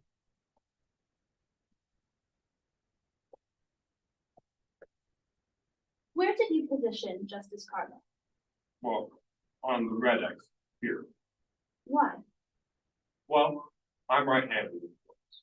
And both Justice Cargo and Nick Allred were right-handed that day, as they are today, of course. But first of all, I was going to demonstrate how to fire the weapon, and I was going to do it with my dominant hand. And I wanted to see hand use. So I positioned them to my right, to best see it. What happened when you were demonstrating how to hold the gun? Well, I went to take a shot. I aimed downrange and I pulled the trigger. And then the recoil was insane. And what happened after you fired the first shot? Well, as I mentioned, the recoil was unlike anything I had ever experienced with it. I've dealt with firearms almost my whole life, pistol, and I've never felt recoil like this from a pistol before. I tried to absorb it in my arm, but something stopped me. And what was the thing that stopped you? That was Justice Cargo.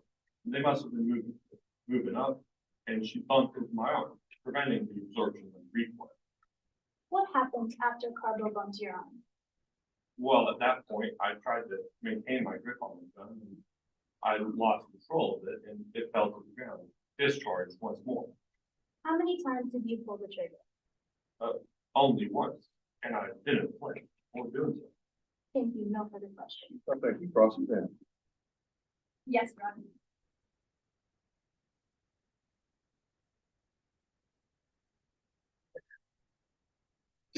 May I proceed? Right. Good afternoon, Mr. Cantrell. Good afternoon. You have a firearms safety certificate, right? That I do, from the Imperial Department of Justice. And like you said on direct examination, that certificate is dated from November of 2005. Yes, until November of 2005. But Mr. Cantrell, even after you got that firearms safety certificate, you were reprimanded twice for violating gun safety rules. Isn't that right? Yes. First one was the second, second one was my fault. Mr. Coleman was a real stickler for safety though. You knew the rules of gun safety, didn't you? Yes, I did. Your Honor, I'm approaching opposing counsel with Exhibit 8. It is noted for the record. Permission to approach the witness at the scene. Yes.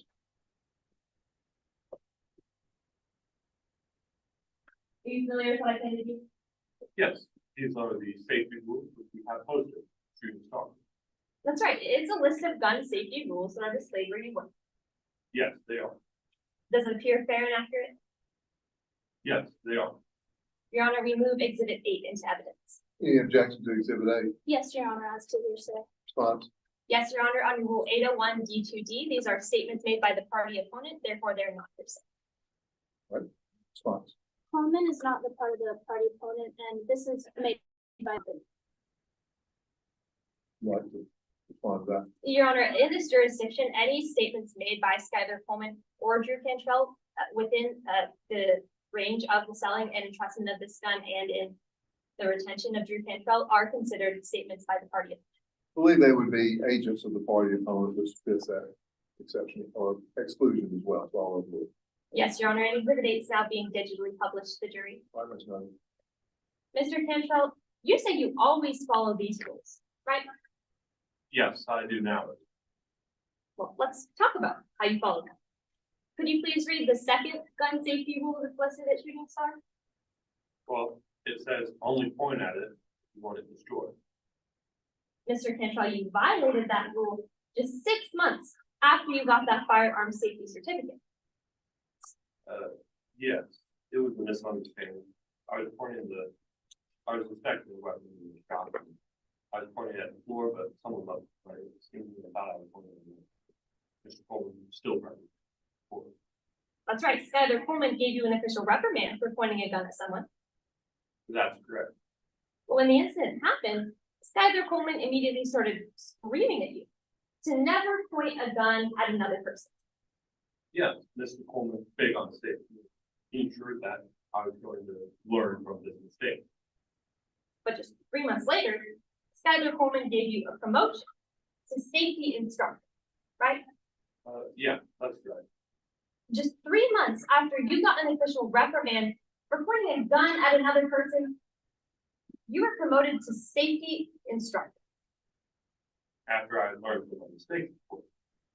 Okay, well, let's talk about what happened just 3 months after you were promoted to safety instructor. You violated another gun safety rule. Yes, it was a lapse of judgment, completely unrelated to the first one. Could you please read the 5th rule for the members of the jury? If it's loaded, leave it on the line. And I did violate it. And I learned from it after Mr. Coleman told me never to repeat it again. What you said on direct examination is that you brought the gun into the shop because you thought no one was there, right? That's correct. It was a lapse of judgment on my part. Mr. Coleman appropriately corrected it. Can you show me where on that rule it says you can bring a loaded gun into the range when no one's there? Well, into the range, you can bring it any time. Excuse me, outside of the range? Outside of the range, it does not say it anywhere. So, Mr. Cantrell, you knew about that rule, but you broke it anyway. Yes, it was a lapse of judgment on my part. It's got you another official reprimand from Skylar Coleman?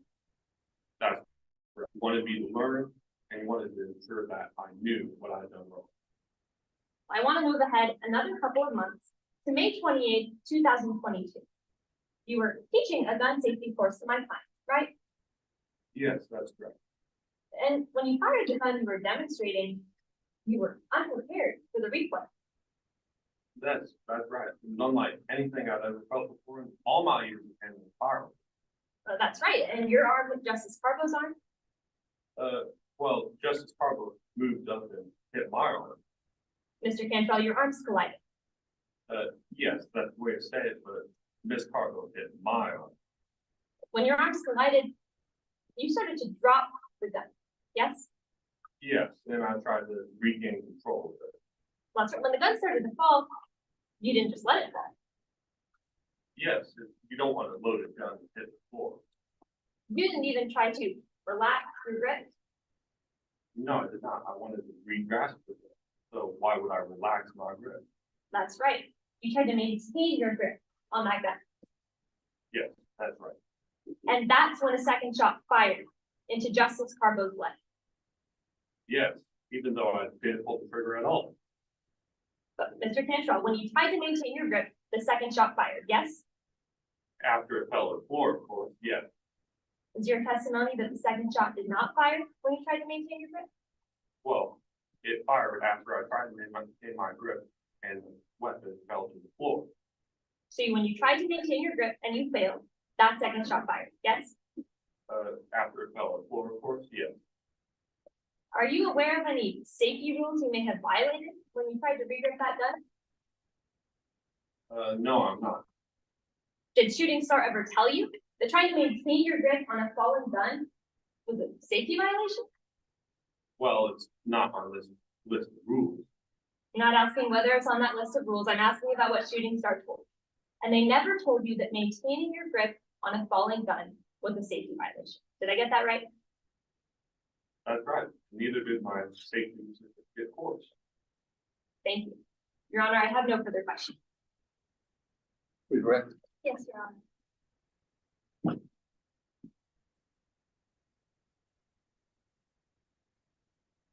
How long have you been working at Shooting Star? Well, now I'm in my third year. And how many training courses have you conducted? Well, hundreds. Opposing counsel talked a lot about pulling the trigger a second time.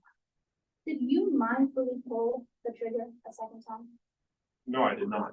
And did you do everything in your power to try and ensure the safety of the student? Absolutely. I never wanted to hurt anyone. No, I'm going to keep. Thank you. No further questions. Recross. No recross, Your Honor. Witness by step down. Thank you.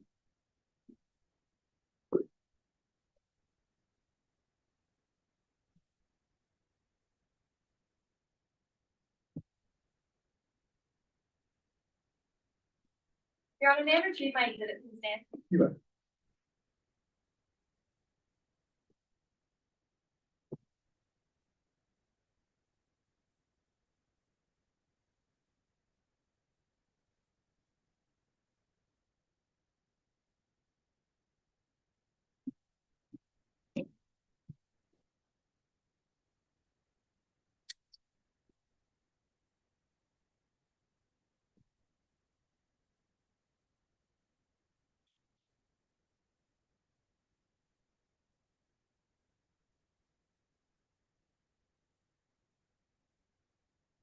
Vince, when you're ready, you may call your second.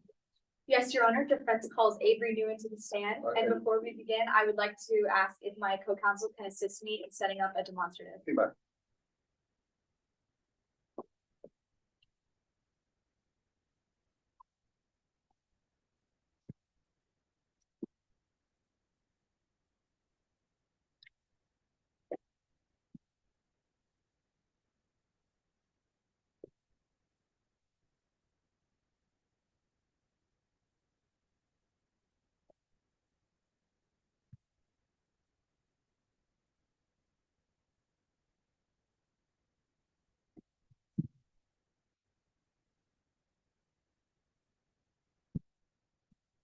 Good afternoon. Could you please state your name for the court? Hello, my name is Avery Newman. Miss Nguyen, what do you do for work? So I work with many European-based companies. So this is why I live in here. It's a lot easier with different timing and things like that. Do you have any hobbies? Oh my God, I love this question. Okay, yes, I do have hobbies. I really enjoy working on my guns. Oh, not really guns. I'm so sorry. I really enjoy working on my firearm guns. And I do this quite often. I'm quite well versed in the field of firearms. It's quite enjoyable, actually. So how did you become connected to Shooting Star Gun Club? So, originally, when I was in the mainland United States, I really enjoyed, of course, as I said, working on my guns. And then when I moved, I really wanted to keep up this hobby. It's quite personality trait to find. Many people have their favorite colors. No, red, white, and blue. And I have a favorite amendment, the Second Amendment. And what has made your experience at Shooting Star so uniquely special? Oh, where can I even start, really?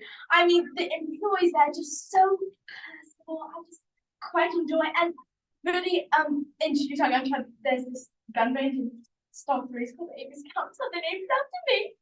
And I just love getting so much back from a community that I've given so much to. It's quite wonderful.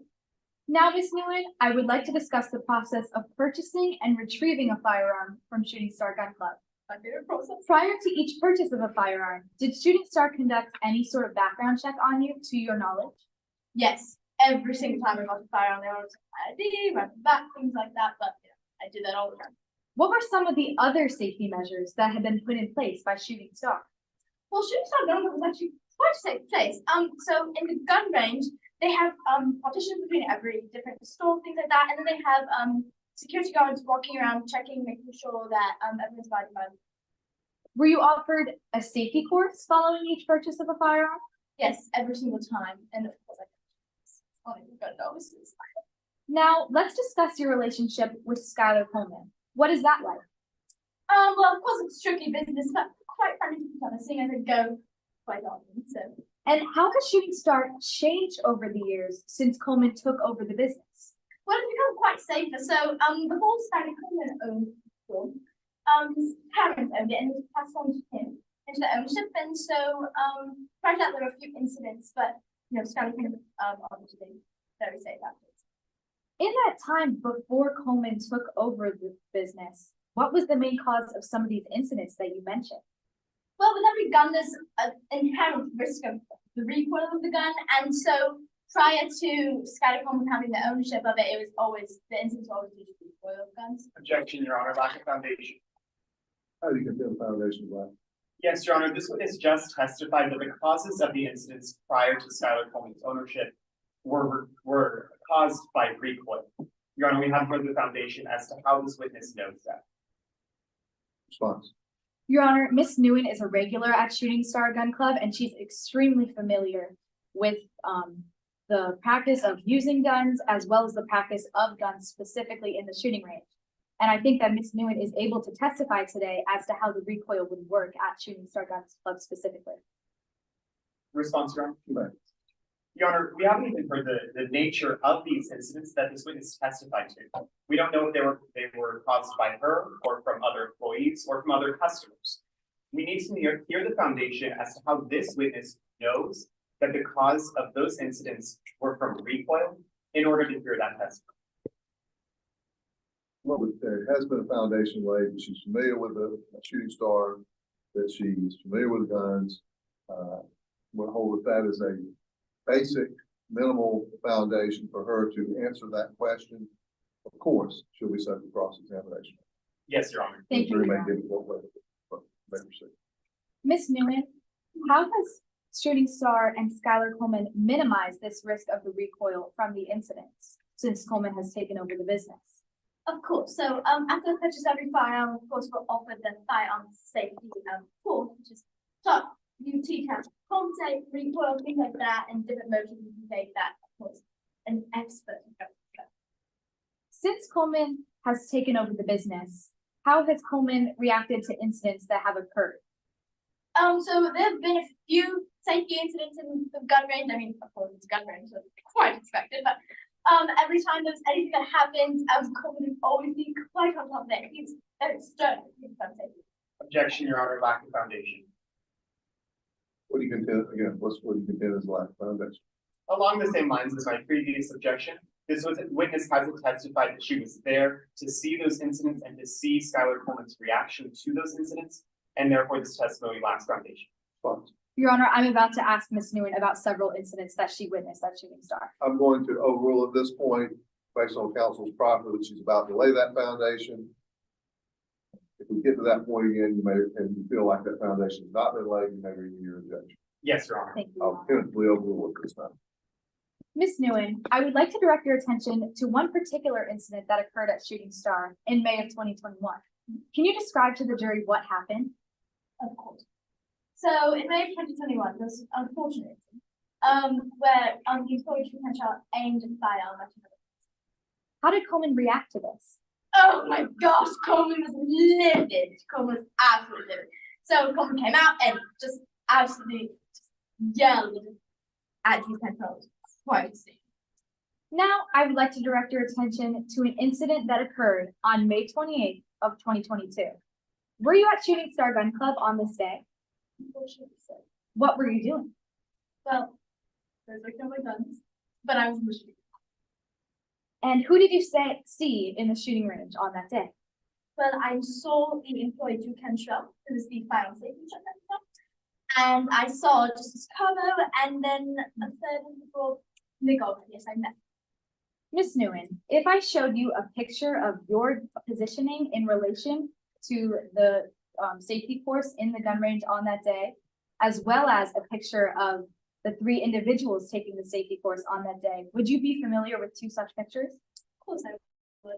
Your Honor, let the record reflect that I'm approaching opposing counsel with what has previously been marked as exhibits 2F and 2G. Right. Let the record also reflect that I'm approaching the witness with these 2 exhibits. That the record will so reflect. Would Your Honor like a courtesy copy? You do not need to give me this.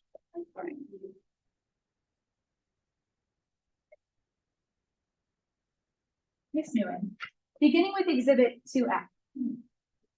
Are you familiar with this exhibit? Overly familiar, yes. What does this exhibit depict? My favorite place in the world. Shooting Star Gun Club gun range. And is this a fair and accurate depiction of the approximate distance between your stall and the stall of the safety demonstration on that day? Has it been changed or altered in any way? No. Your Honor, I move exhibit 2F into evidence. Any objection? None, Your Honor. 2F is fine. Your Honor, may I publish to the jury? You may.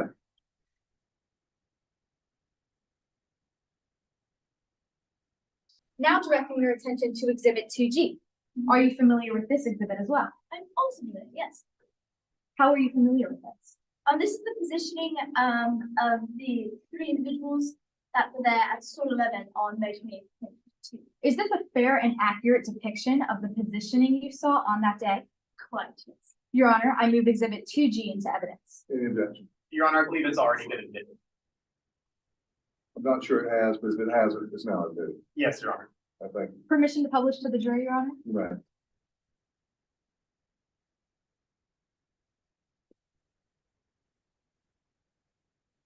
At this time, may I set up the demonstrative, Your Honor? You may.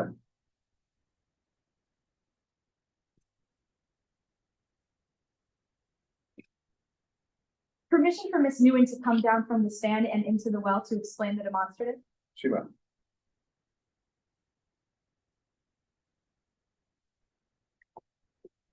Ms. Nguyen, can you describe the distance between yourself and the safety demonstration on May 28th?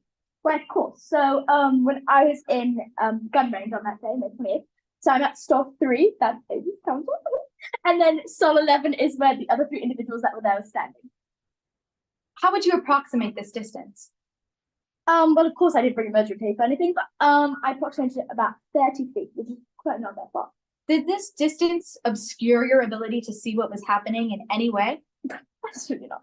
And was there anything out of the ordinary about this particular safety course in comparison to the other ones you had witnessed at Shooting Star in the past? No, I've seen many safety courses at Shooting Star, and this one was no different than any other one on any particular day. Your Honor, I will now switch to the other demonstrative. The record will reflect.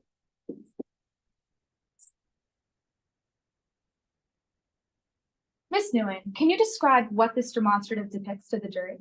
Of course. So this is stall 11, which is where the demonstration was happening that day. And as you can see, there's a little key here, so convenient. And this is the blue X that depicts where Drew Cantrell was standing. And then the red X is Justice Carbo, who unfortunately suffered a shot leg. And then the yellow X is Nick Allred, who's also in the demonstration. Were you able to see these 3 individuals from your stall in stall 3?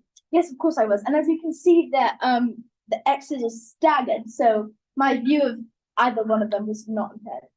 Thank you, Ms. Nguyen. You may return to the stand. Thank you, Zoe.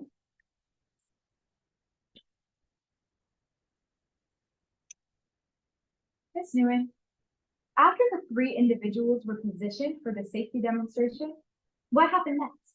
So they were positioned and then Drew Cantrell did a course real and of course administered all safety gears, things like that. And then he aimed the gun downrange to show how to discharge the weapon. And then I heard 2 shots and Justice Carbo was on the floor.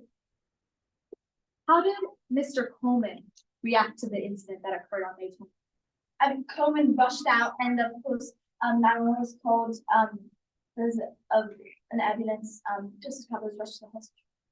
Thank you, Your Honor. No further questions. All right, thank you. Cross-examine. Yes, Your Honor, before proceeding, I request a time check on behalf of both parties.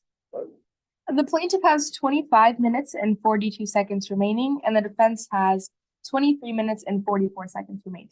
You agree with those time summaries? I do, Your Honor. I bet all those be those.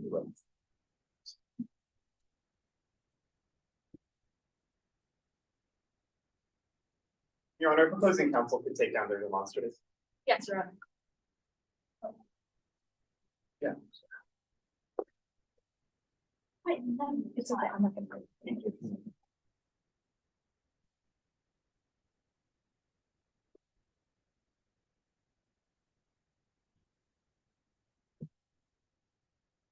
Permission to proceed? Right. Good afternoon, Ms. Nguyen. Hello, Chuck. I want to start by talking about your relationship with Shooting Star Gun Club. You're quite familiar with Shooting Star, right? But yeah, You're quite fond of Shooting Star. very, You spend a lot of time there? I do. Yes. Today, you're testifying on behalf of Shooting Star, aren't you? Right. And you mentioned on the rep examination that Coleman made Shooting Star Gun Club safer, right? I believe so, yes. I want to talk about that.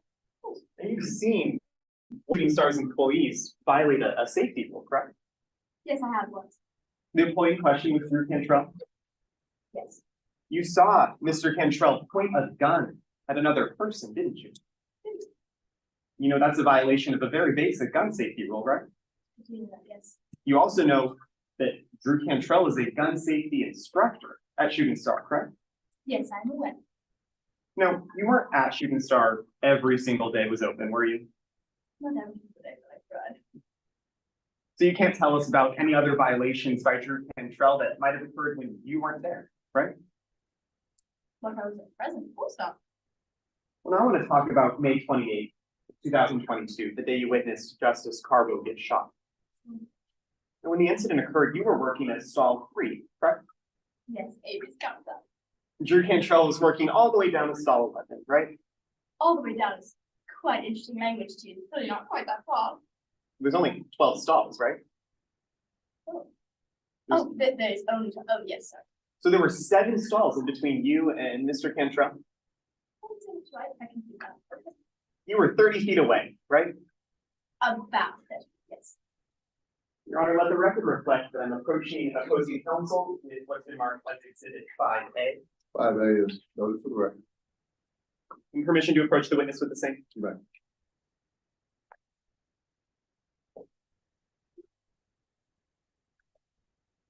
No, Ms. Nguyen, you're familiar with this exhibit, right? Yes, shooting star gun club. That's right, it's a diagram of Shooting Star. That's true. It looks very accurate. Yes. Your Honor, we offer Exhibit 5A to evidence. Any objection to 5A? No, Your Honor. 5A is admitted. And Your Honor, permission to screen share for the jury? The exhibit that you just admitted. Yes, Your Honor. Right. No, Ms. Nguyen, you weren't facing the shooting stalls depicted in this diagram, were you? I'm sorry, what? You weren't facing the shooting stalls depicted in this diagram, were you? Oh, you mean at the table? Ms. Nguyen, you weren't facing the shooting stalls depicted in this diagram, right? I don't really understand. Like from where I was on. Let the- me make it clearer. You were working at the table marked by the gray arrow, right? Yes, I was. And stall 11, where Drew Cantrell was, that's marked by the red circle. Yes. So let's get a picture for the members of the jury, what you were doing at this table. You were sitting at this table, right? You were working on a rifle, Yes, I was. so you were facing the wall. Yes. So you were facing the wall, that's opposite all of the shooting stalls, right? Yes. So we can agree, you didn't have the best view, right? I mean, I would have been right next to your Cantrell, but sure. So you didn't have the best view? No, not the whole place. You thought, it looked like Justice Carbo was crowding Drew Cantrell, yes? Yes. But you are certain that Drew Cantrell never flinched before firing the first shot, right? No, You don't think so? No, You don't think that Drew Cantrell flinched? sure. Ms. Nguyen, you weren't looking very closely, were you? At the beginning, when they were doing the same spiel over, but then at the end, yes, I was quite close. So your testimony, you were looking very closely when the incident occurred? No, I mean, when the shots were fired. So it's your testimony that when the shots were fired, you were paying close attention, you were looking very closely? Well, I was more protective. Ms. Nguyen, I'm gonna need a yes or a no. When the incident occurred, when Justice Carver was shot, you weren't looking very closely, right? No, I definitely didn't know so. Is that a yes, that you were not looking very closely? Thank you, Ms. Nguyen. Your Honor, nothing further. Thank you. Redirect. Very briefly, Your Honor. All right.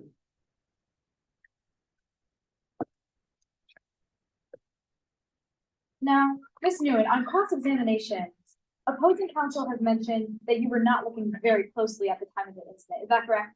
Yes. But you were used to seeing these types of demonstrations before at the range, correct? All the time. And there was nothing out of the ordinary about this one. Oh, no, absolutely not. It's quite standard for the everything going exactly according to how it does. Is this why you weren't looking at the safety demonstration? No, yes, of course. Drew Cantrell was doing everything as he normally did, so really nothing out of the ordinary at all. I definitely would have been able to tell you if something was off if I had seen it. Thank you, Your Honor. No further questions. Recross. No recross, Your Honor. All right, thank you. May the witness be excused. Yes, Your Honor. Thank you. You may step down. I know you're very good at that, by the way. Thank you.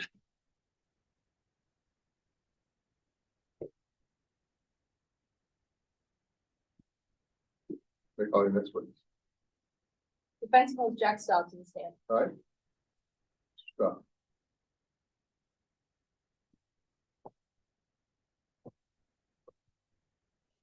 And 1.5 seconds. Please. Yeah, one of those. Yes, Your Honor.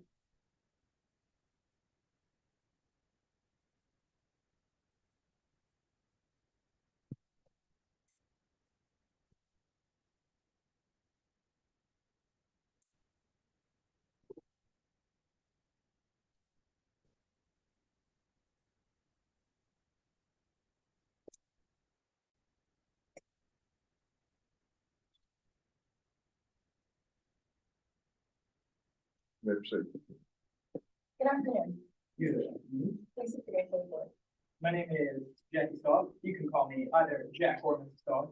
I'm not thinking this. Please don't use my given name. I get that. Mr. Staub, what's your occupation? I run my own firm, Staub Examiners LLC. And how long have you been in this profession? One day too long at this point. Say about 11 years. Can you tell us a little bit about your education? Oh, sure. So I graduated from the United States Military Academy at West Point. Graduated with a bachelor's degree in science and physics. Also minored in photonics, although I have to think that used it. Do you hold any credentials or certifications? I do.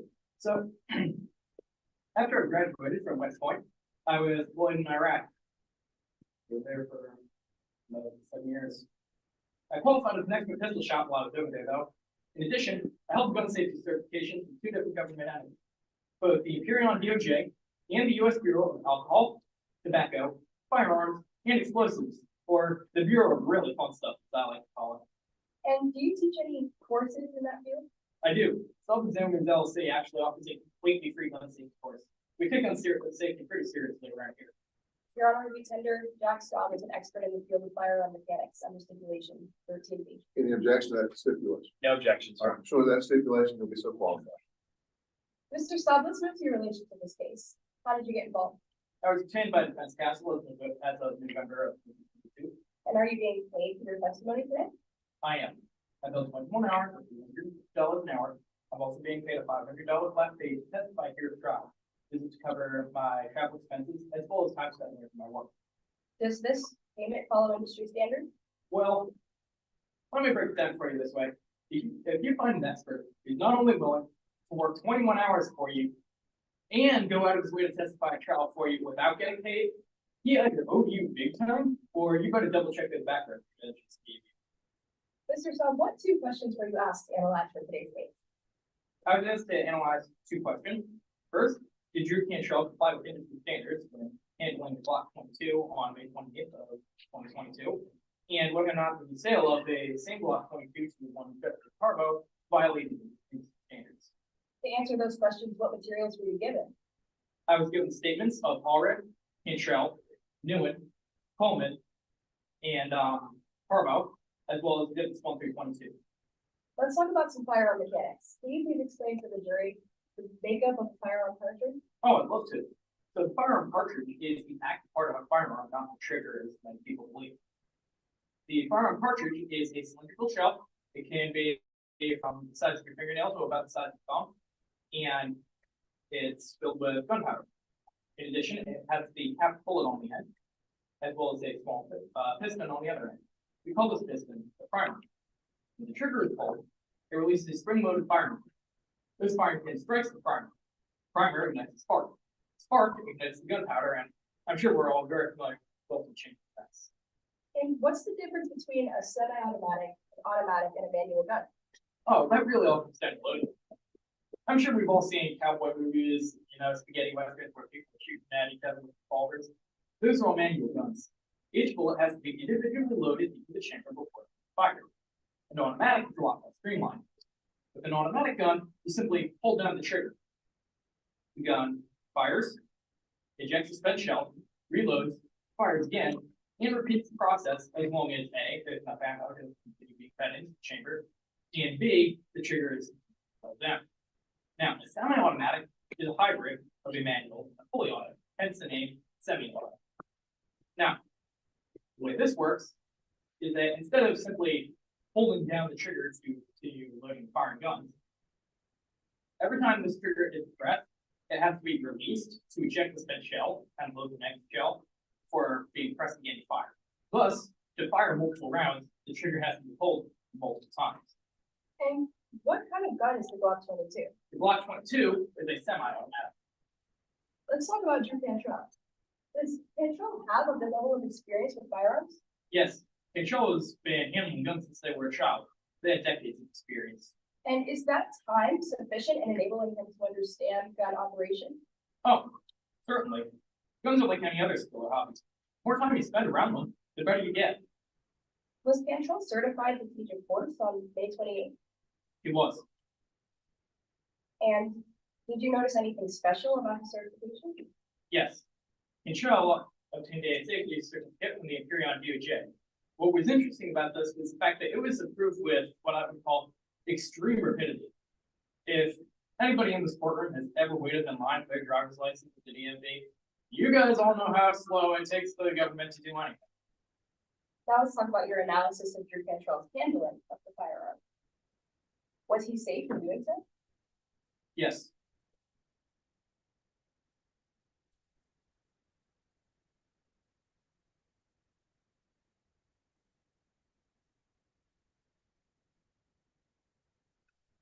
One second, Your Honor.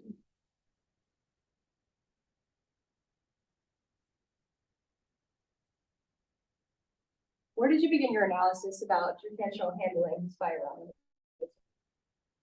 Well, the first thing I did was I looked to see if Drew Cantrell would flinch before firing. And why would flinching matter? See, flinching detracts from an individual's ability to handle a firearm from a mechanical standpoint. And based on your review, did Cantrell flinch? I concluded that he did not. Is there anything else that could cause an individual to lose control of the firearm?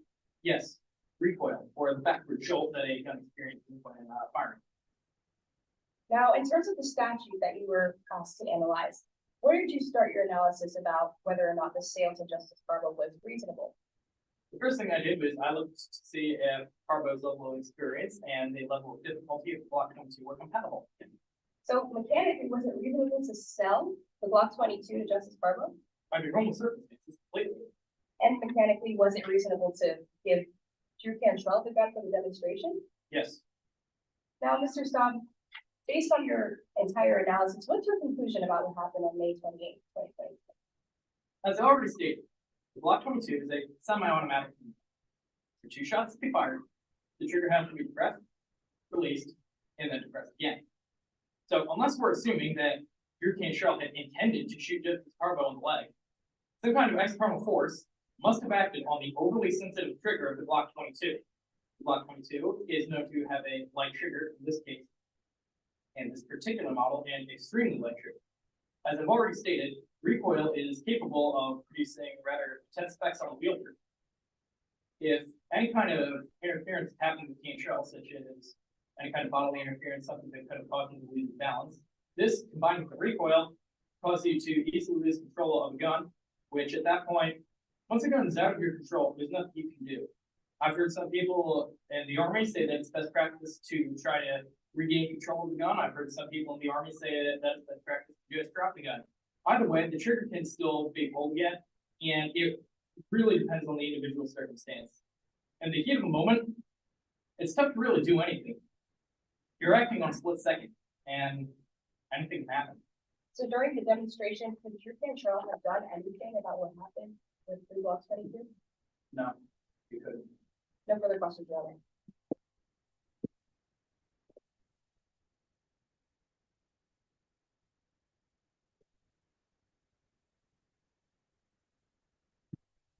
Cross-examination. Yes, Your Honor, before I begin, I'd ask for a time check. The plaintiff has 20 minutes and 57 seconds remaining, and the defense has 14 minutes and 53 seconds remaining. Do you lead on those? I do, Your Honor. May I proceed? You may. Good afternoon, Mr. Stout. Good afternoon, I'm with the side. Thank you, sir. I'd like to talk about the Responsible Firearms Sales Practice Act. Familiar with it, right? I am. Mr. Stout, you'd agree that that law affects the sale or entrustment of guns to certain individuals, right? I believe that that's its purpose, yes. I'd like to take a look at whether Drew Cantrell might be one of those individuals that the law applies to, correct? Certainly. Now, one of the questions you were asked to determine in preparation for today's case was whether he was a safe gun user, right? That is correct. And you concluded that that was true because of the extensive experience with firearms, right? He had 2 decades of experience. It's very impressive. But I'd like to be very clear, experience alone doesn't guarantee that someone's gonna handle a gun safely, does it? Well, nothing can guarantee that it is going to be safely, sorry. It simply makes it more likely. Mr. Saab, even a safety certification doesn't guarantee that someone's gonna handle a gun safely, right? Yeah, exactly. That's what applies to people in general. And Mr. Staub, you're aware that Drew Cantrell pointed a gun at a coworker? I am aware, yes. And Mr. Staub, he is a safety instructor at Shooting Star, right? I'm aware of that too. Now, I know we can't speak to the mindset of Mr. Cantrell, but you're an expert, so let's look at some hypotheticals, all right? Sure. It's possible that someone doesn't know the rules of gun safety. That is always a potentiality. It's also possible that someone knew the rules of gun safety, but chose to violate them anyways, right? That can also happen. And I'd like to take a look at your conclusion in today's case. Now, like you told us on direct, Drew Cantrell didn't flinch, right?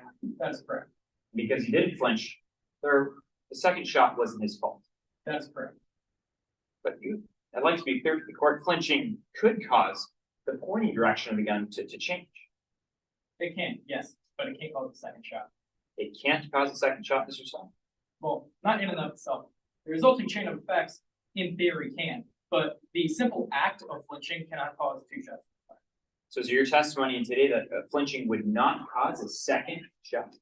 Not a twitch before firing. The resulting chain of effects from twitching can cause an individual to lose control of the gun. That can cause a second shot, but simply twitching itself does not actually pull the trigger. Well, that's right, Mr. Song, but flinching prior to shooting, it could affect and cause a second shot, right? It could, in theory, introduce a chain of effects that could result in a second shot. Right, now, you weren't there to see whether Mr. Cantrell flinched or not, right? That's correct. So you rely on eyewitness testimony. That is correct. And you found an eyewitness who said they didn't see a flinch, right? That is correct. Now, that witness was Avery Wynn. That is correct. I'd like to be clear about her testimony. She was standing 30 feet away. That is correct. She wasn't paying close attention. That is correct. Her back was facing Mr.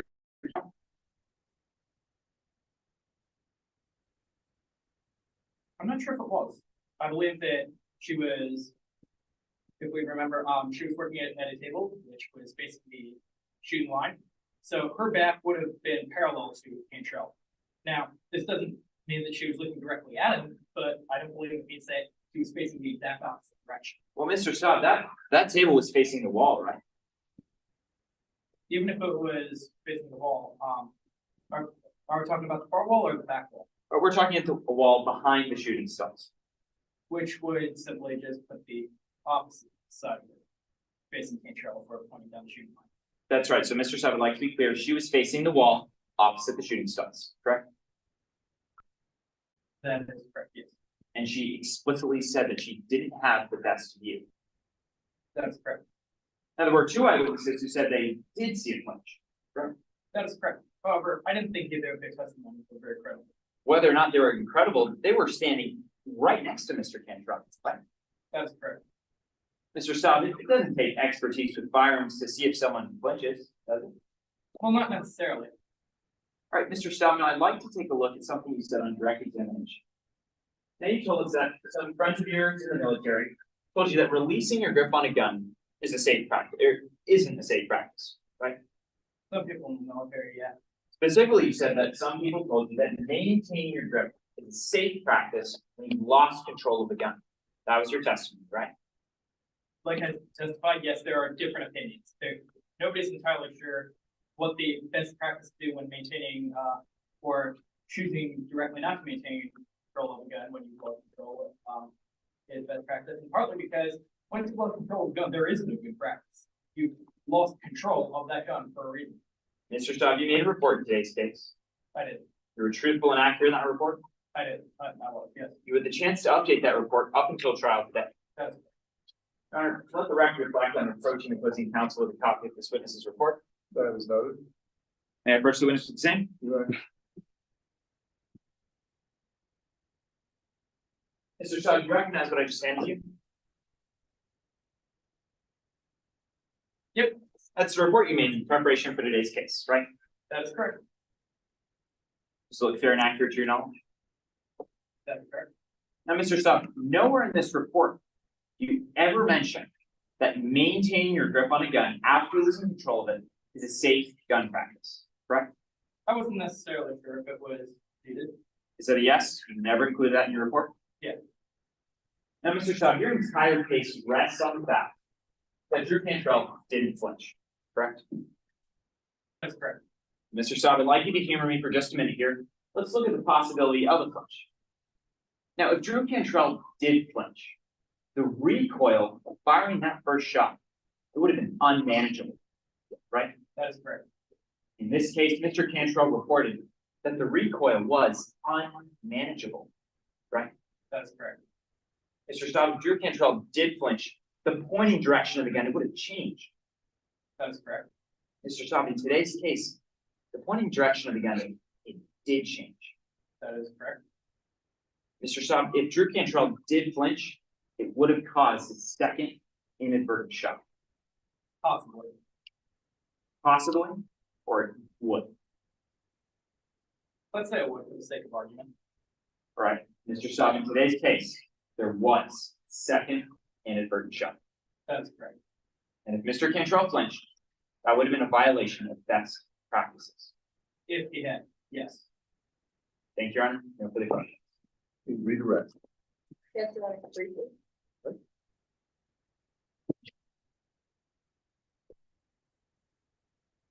Mr. Staub, I just want to talk about a couple of things that were mentioned on cross-examination. Sure. Did Drew Cantrell break any rules on the day of the demonstration? No. And in terms of flinching can affect the outcome of using a firearm, right? Yes. And But on the day of the demonstration, did Drew Cantrell flinch? I did not come to that conclusion. Well, who was standing around Drew Cantrell? Two people, Justice Carbo and Nick Allred. And if they flinched, would it affect Drew Cantrell? Well, if they had flinched and knocked into him, sure, that would have sent him flying. Lastly, you were asked about whose affidavit you used in your analysis. Why did you use Avery Williams' affidavit? I was provided with 5 statements. Of this one statement, Coleman wasn't even in the room at the time. Another statement, Cantrell, the person firing the gun, was directly involved in this case. As a result, I was unsure of his credibility and disregarded the majority of his statement, noting a few details as far as his practice of firing the gun. Third statement was Justice Carbo. Justice Carbo was shot in the leg and is also directly involved in the case. As a result, I disregarded the majority of his testimony as well, as I considered that it was a high probability that it was fired. A fourth testimony, Avery Newen, was also included. Avery Newen is highly experienced with guns. They've also spent decades. In addition, the fact that they weren't paying the most direct attention is a mark in the favoritism of Cantrell. After all, Avery's familiarity with firearms leads me to believe that they would have certainly noticed if something was up. In fact, if they had noticed, they probably would have been paying a lot closer than if the standard, boring safety course that had been run 1,000 times before at the other end of the shooting was going on. Clearly, they wouldn't have been paying as much attention to that. The final affidavit I was provided with is that of Nick Allred, who was a complete and total beginner, and as a result, I disregarded his testimony as well. So you're saying that the other witnesses' testimony wasn't credible? It simply wasn't. It just wasn't as, it had a very low possibility of accuracy. But for the sake of your analysis, Avery Newen was the most reliable to use? It was the most reliable out of what I was provided with. As a result, I used it. No further questions, Jack? Thank you. Senator Whitlock. Yes, Your Honor.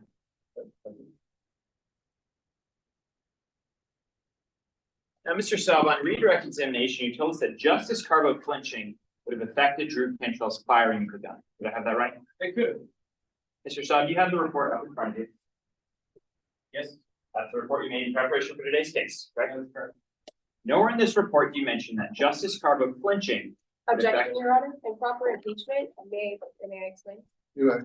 Opposing counsel is mentioning, testimony that's not explicitly in this affidavit, and from my understanding, impeachment is a contradictory statement made here in court, and I have not heard that here today. Your Honor, have you heard of that point? Of course. Your Honor, this isn't hearsay because there is no statement. That is exactly what I'm getting at. But this witness just testified to facts that were not included in his report. Your Honor, that is not hearsay because there is no statement. On cross-examination, a witness may be confronted with what they did or did not say in a prior statement or report all over it. So, Mr. Staub, nowhere in this report do you ever mention Justice Carbo flinching contributing to the second shot being fired. Because I was unsure as to whether or not it did.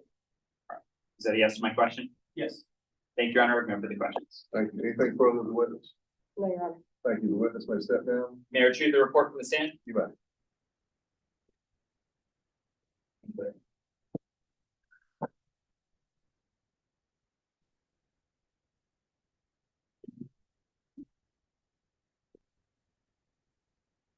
Does the defense have any further testimony to present? Defense rests, Your Honor. Thank you. The defense is resting. We can also, again, let's check our time here. Pretty good. All right, I'll give you just a few minutes to collect your thoughts, get anything together that you need for closing argument. We'll take about 3 or 4 minutes to do so. Yes, Your Honor. Thank you.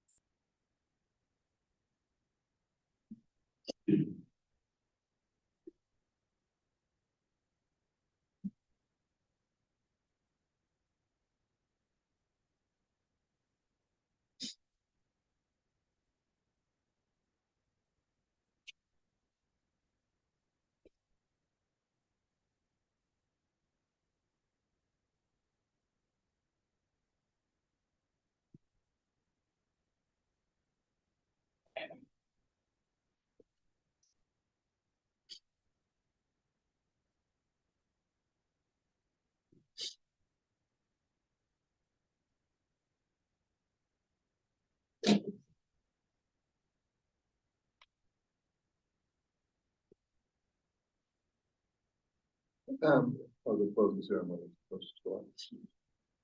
You I know, believe 7 o'clock. Yeah, definitely. thanks. And Justin just sent text concerning closing ceremony. Still going to Justin. Sure.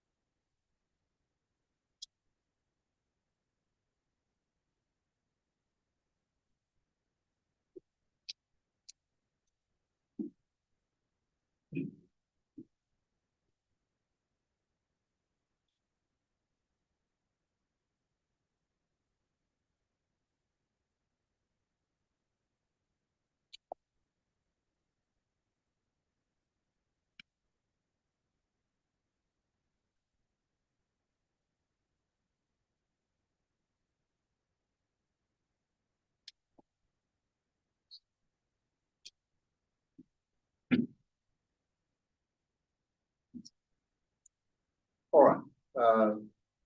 Thank you very much. The evidence in the case is concluded. Under the rules of this jurisdiction, the plaintiff opens the closing argument, may reserve time for rebuttal. Are you prepared to begin your closing argument this time? Yes, Your Honor. You may have the floor. Yes, Your Honor. Permission to set up a demonstrative opposing counsel. Right.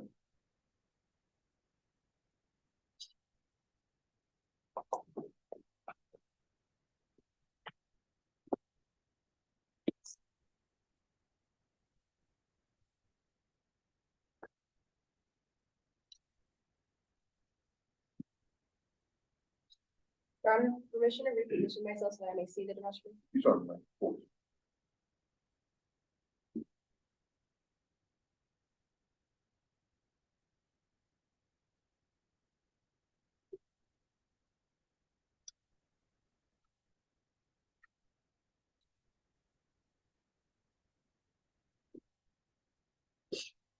And Your Honor, as far as time for rebuttal, I'll just be using any time left over.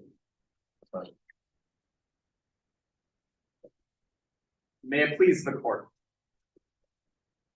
At Shooting Star Gun Club in West Pasquale, an employee is chatting with one of her coworkers, Drew Cantrell. It's a normal conversation, it's talking shop. So things take a turn. Things suddenly become heated. And the next thing she knows, Drew Cantrell has picked up a gun and is pointing it directly at her head. Her blood runs cold and she freezes in place. The tension only breaks when the boss of Shooting Star comes roaring over, rebuking Cantrell for such a flagrant safety violation. And 3 months later, Drew Cantrell no longer has his position at Shooting Star. But members of the jury, it's not because he was fired, but because he was promoted to safety instructor.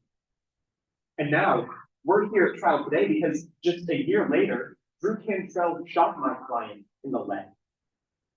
And the company he worked for, that same Shooting Star Gun Club, put the gun in his hands.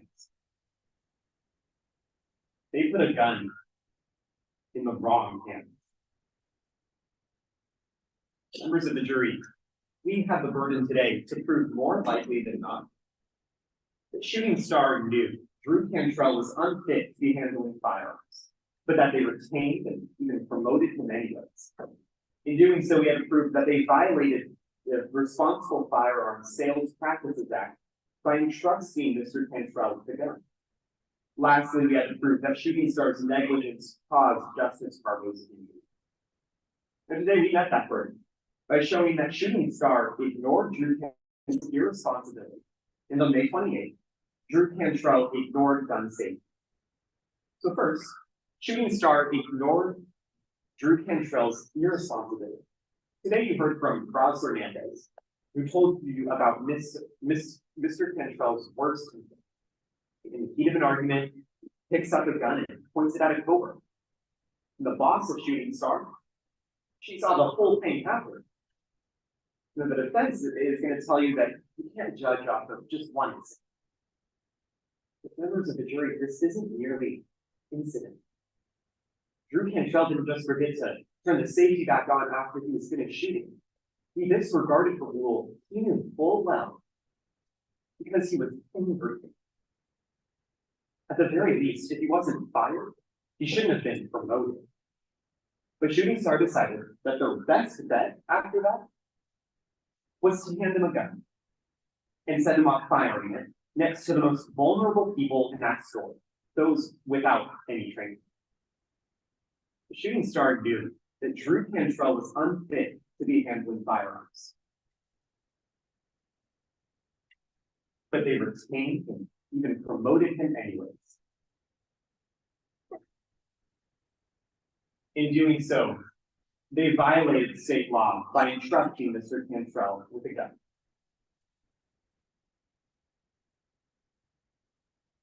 But members of the jury, we also had to prove that their negligence in doing so caused Mr. Carbo's injury. We proved that by showing that Drew Cantrell ignored gun safety rules on May 20th. You heard about two more safety violations by Drew Cantrell on that day. The first was his improper grip. The Justice Carbo told you that right before firing the gun, Mr. Cantrell's hands jerked, and then he lost control immediately after. Now, the defense, of course, denies this, claiming that Justice Carbo made it all up. Members of the jury, as I'm sure the defense will agree, Justice Carbo is no safety expert. He didn't know it was a safety violation when he first reported it, so there was no reason to make it up. Shooting Star, on the other hand, well, they have every reason to deny it. And the only other testimony that backs up Mr. Cantrell, it comes from Avery Nguyen. You heard her today on the stand. Her testimony about what happened on May 28th, not definite. I don't think I saw Drew Cantrell flinch. It looked like Justice Carbo was too close to Mr. Cantrell. She also testified that she was 30 feet away. She said she had a bad view. She said, I had seen safety courses before, so I wasn't looking very close. You've heard about the worst safety violation of all directly from Mr. Cantrell himself. Today, he got up on the stand and told you on cross-examination that when he was losing control of the gun, he wanted to re-grasp the gun. He tried to maintain his grip. Now, to those of us with less firearm experience, that sounds about right. Why wouldn't you want to try and maintain your grip on a gun? But that's where the testimony of our expert, Dr. Morgan Judd, becomes so important. Because she told you there's almost nothing more dangerous. She actually showed you the dangers of trying to re-grasp a gun. How easily your grasping fingers can pull the trigger again. Maybe not all of us would have known that rule, but we surely would have expected a gun safety instructor like Mr. Cantrell from them. But like you heard on cross-examination, Mr. Cantrell had no idea what rule he violated. Now that actually makes sense. Because neither did Shooting Star. Members of the jury, if you could look at the screens in front of you, I'm showing you Exhibit 8. This is a list of gun safety rules that was posted in Shooting Star. I want you to take a close look at this. I want you to try and find a rule that says when losing control of your gun, loosen your grip.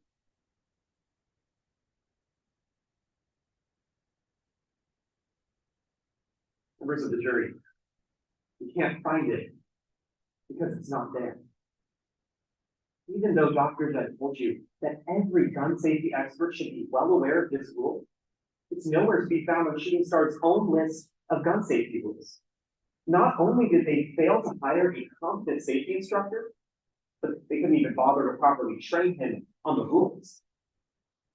Shooting Star's negligence caused Justice Carbo's injury.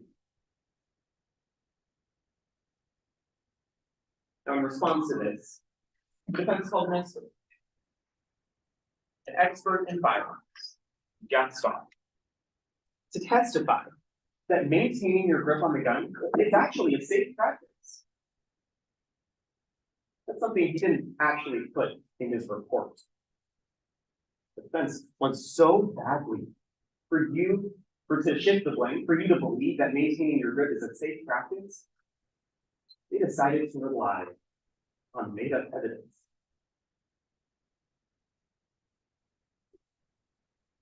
Members of the jury, defense has got up here time and time again trying to shift the blame, to put it on my client and a waiver he signed and on a strong recoil. Members of the jury, they pointed you to a liability waiver.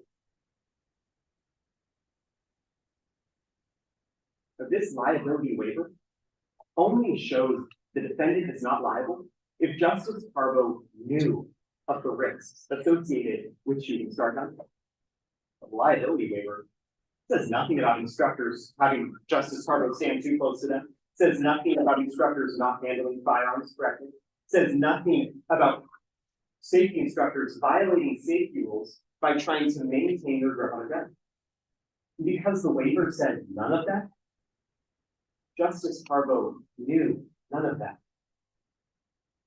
Now that we've established that Justice Carbo did not assume the risks, I want to move on to the defense's second affirmative defense, in superseding and intervening cause. So they told you that the recoil on the Glock 22 on H-20 was stronger than anything the Drew Cantrell experienced. Let's assume for a moment that the defense is right, that the recoil is way too strong for Drew Cantrell to handle. It changes nothing, members of the jury. Because when Drew Cantrell lost control of the gun because of that supposed recoil, he broke the rules again. He maintained his grip on the gun, and he pulled the trigger again. We're only here today because Drew Cantrell just wouldn't let go of that gun. And so by the time the gun hit the floor, it was too late.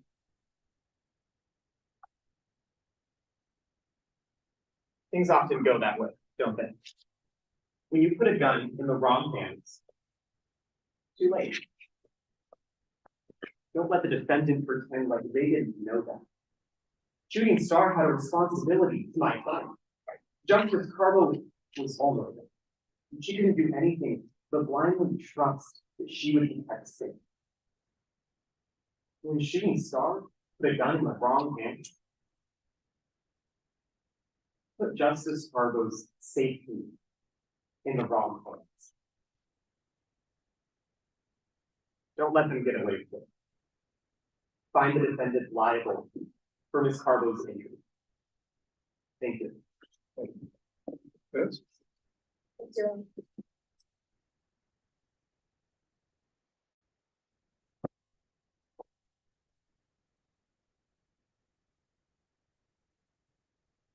Can I ask that, plaintiff in this information? All right, go on.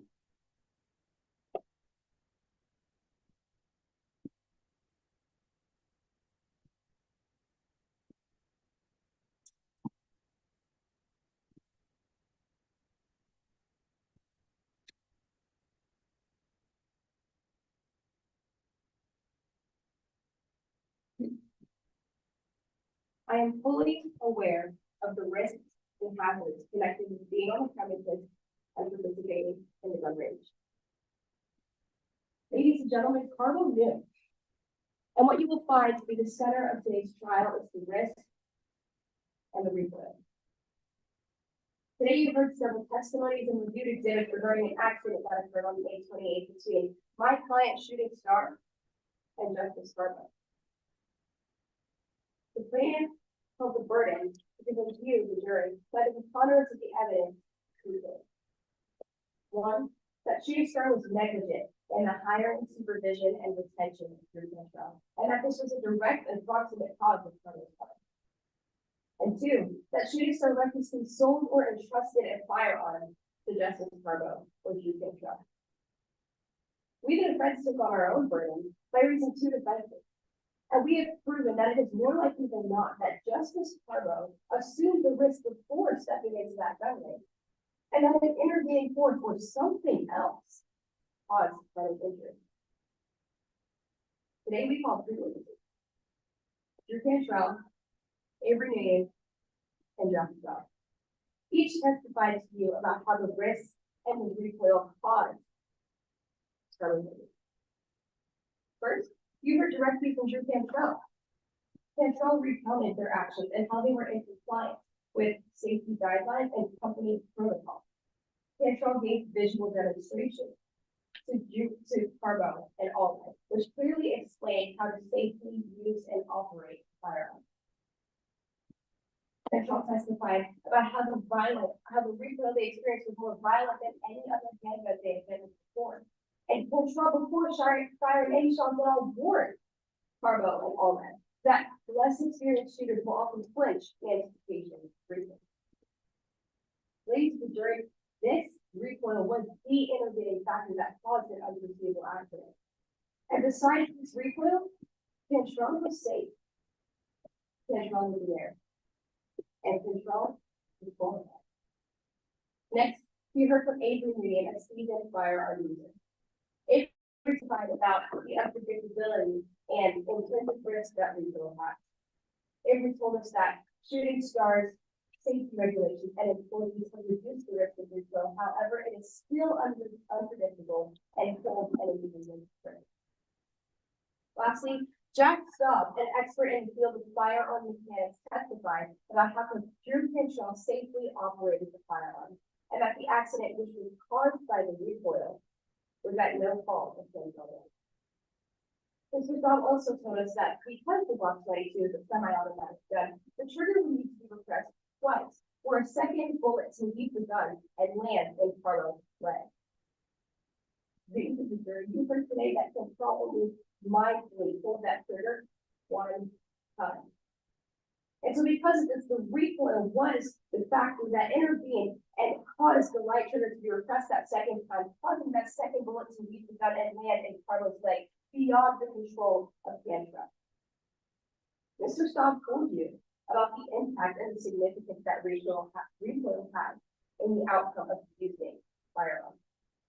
Plaintiff's own expert Morgan Judd testified to the unpredictability and forcefulness of the recoil, and she told you that recoil is not the same across all firearms. So regardless of if Cantrell tested the firearm before the demonstration, or regardless of any experience that Cantrell had, recoil could not have been predicted in that case. Ladies of the jury, review the facts closely. Plaintiff's case rests solely on two isolated incidents. Incidents that do not convey the full picture of the Cantrell view. Incidents where no one was hurt. Woman corrected Cantrell's behavior. And Cantrell learned from the mistakes. The facts have been laid out for you today. When Carlo walked into the shooting range, they assumed the risk by expressly signing this liability waiver. When the bullet landed in Carlo's leg, an external force beyond the control of the Cantrell intervened and caused the harm. Now let's think of the foundation of the chain. When one chain is added or removed, the nature of the chain is altered entirely. So because Justice Scarborough assumed the risk before walking into the gun range, and because the recoil intervened That chain of causation has been broken. Now, what happened to Justice Carville is nothing more than an unforeseeable accident. But plaintiff tried to show you that the negligent hiring, supervision, and protection of Drew Cantrell caused those harms. Ladies and jury, Justice Carville told you today that their aim is to take every penny from Shooting Star. However, I am confident that based on what the defense has brought to you today, based on what we have proven, you will find Shooting Star not liable. Thank you. Thank you. Plaintiff may offer a vote. Yes, Your Honor.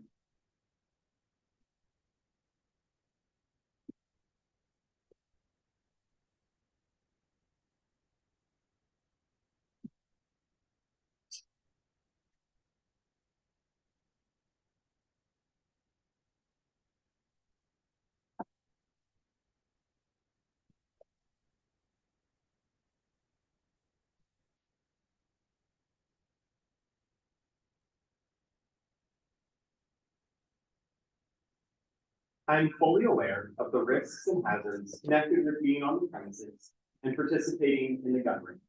And I am fully aware that there may be risks and hazards unknown to me connected with being on the premises and participating in the gun range.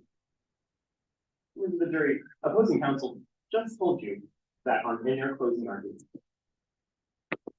Members of the jury, after the conclusion of trial, the judge is going to ask you some questions about the affirmative defense the defendant is bringing. He's going to ask you if Justice Carbo knew of the risk. Members of the jury, nothing what I just told you mentioned risks. Justice Carbo knew there were risks. He didn't know that what those risks were. And because of that, their affirmative defense failed. But they brought another one, and I want to address it.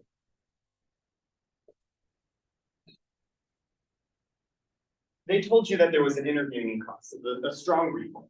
They mentioned recoil 20 times, I counted. They mentioned maintained grip 0 times. Members of the jury, the link in the chain of events was when Drew Cantrell maintained his grip on the gun. You heard him testify. That's what caused the second shot. Shooting Star's second affirmative defense failed. Members of the jury, because of that, because of the evidence that the plaintiff brought you have to find Shooting Star liable. Thank you. Thank you very much. Let's just make a couple of notes.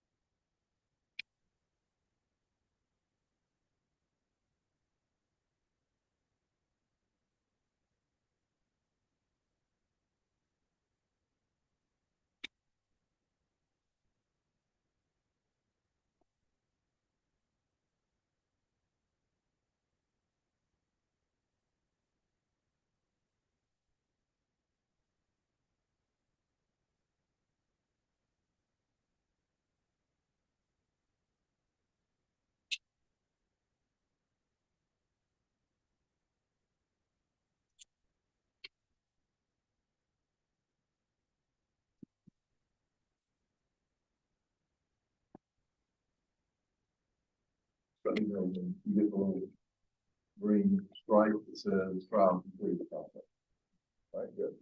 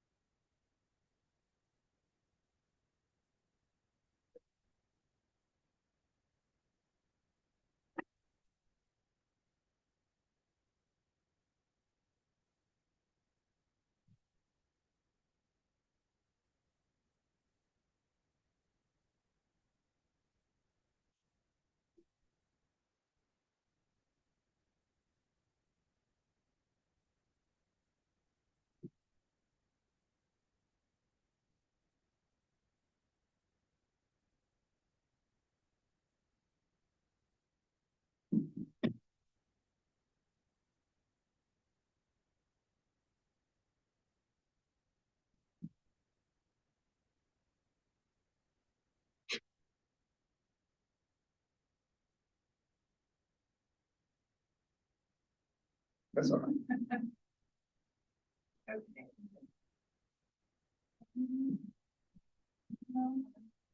If you don't mind, I'll go ahead and start. I'm not really sure how to speak. I know they're a little bit short on time, so we'll keep going on that. First of all, congratulations. I know both sides have worked extremely hard. Your results are impressive, straight across the board, and I appreciate the opportunity for having seen that. You don't know my name, it's Carbo. But my first name is not Justice, it's John. I spent 29 years as an active trial judge in the state of Georgia. And in the last 7 years since I allegedly retired, I'm still sitting as what's called the senior judge, which is simply a fancy way of saying he can't read the word retired. So I've also spent probably more important for this discussion. I spent 24 years coaching the Jonesboro mock trial team in Jonesboro, Georgia, obviously. And we've been competing in a number of empires, and This is my time to pay it back a little bit. I appreciate the opportunity to do it. I'm now coaching though on the, because I can't stay away from it. I'm now coaching on the law school level at Mercer University Law School. I'm on my second team coaching this fall semester, which is, I don't know why that's, I thought I was kind of stepping away from that too, but apparently I'm not. But I'm not gonna make any comments to speak of. I know y'all want to get to dinner and get to those closing ceremonies. I know what level of competition I saw here though. And I know what it took for y'all to get to this point. I know that, I know how these power matching systems at Empire work. Let's be honest. I sat there for years trying to track everything. I don't know any results from any rounds previous to today. I can guess what they were based on what I saw. And that was an excellent trial on all sides. And I appreciate the opportunity of being here. Good luck moving forward. Good luck on your state competitions that I hate to tell you, you might start that like, oh, might be Tuesday. You want to get ready to do good work on that too. But I just appreciate the opportunity. Thank you. Well, you guys are fantastic. Really, really well done.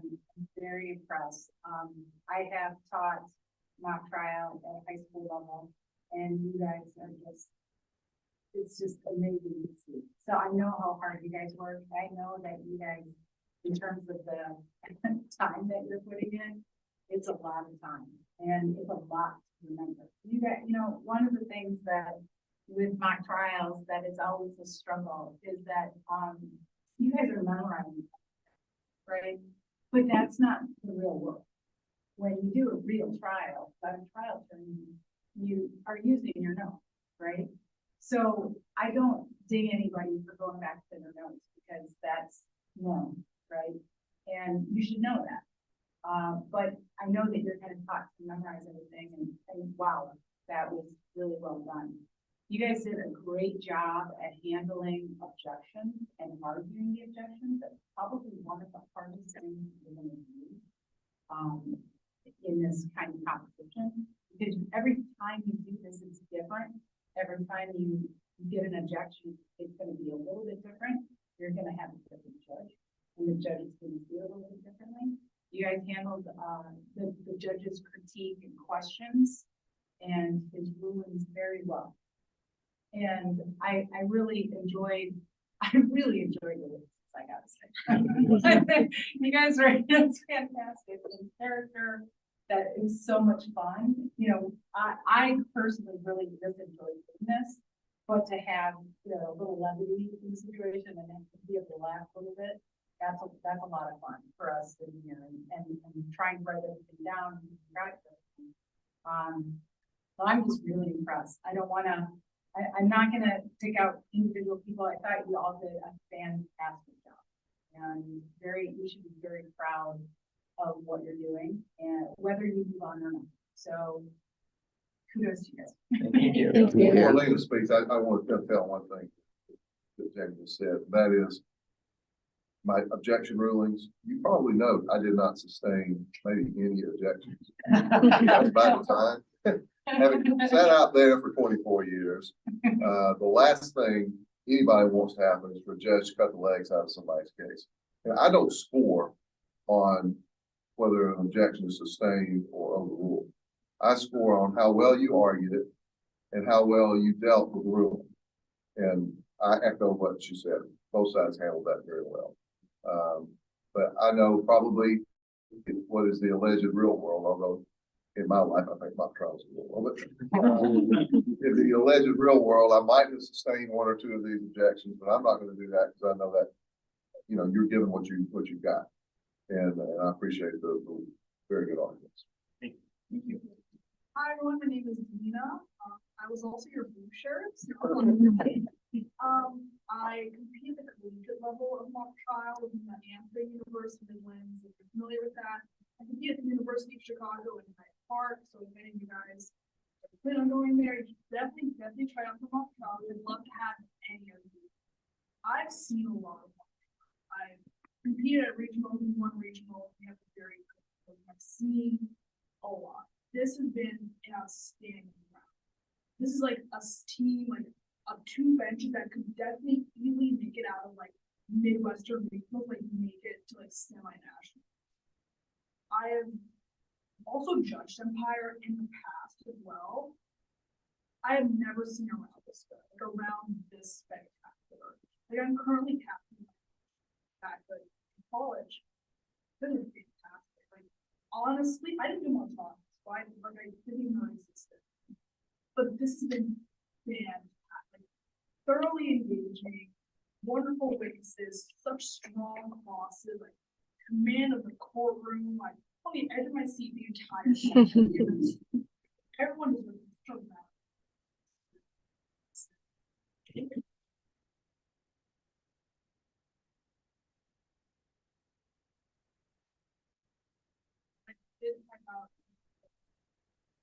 Again, just like spectacular performance. Thank you. Thank you. I know y'all want food. I want food. Amen. So go get your food. Thank you. You were so good.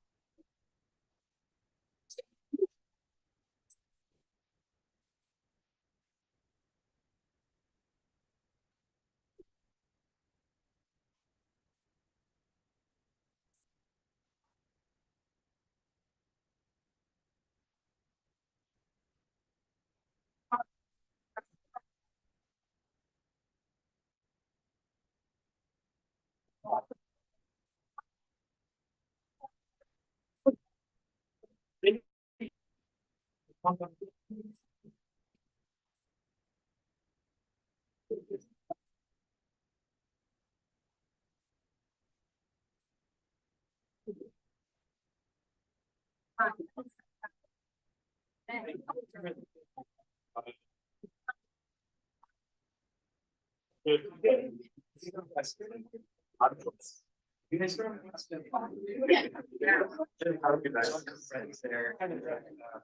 year are you? Great spot.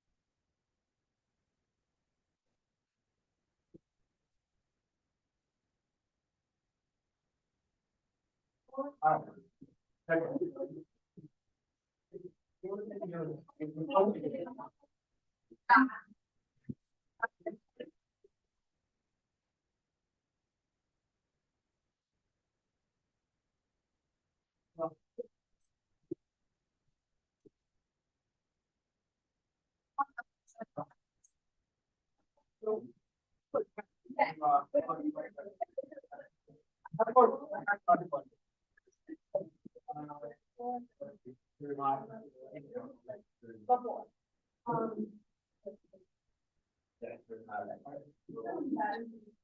For your opening.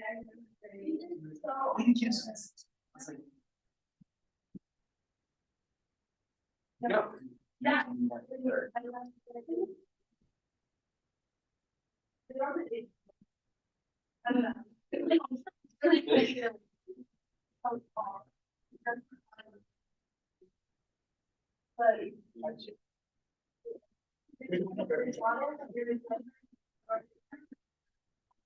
But.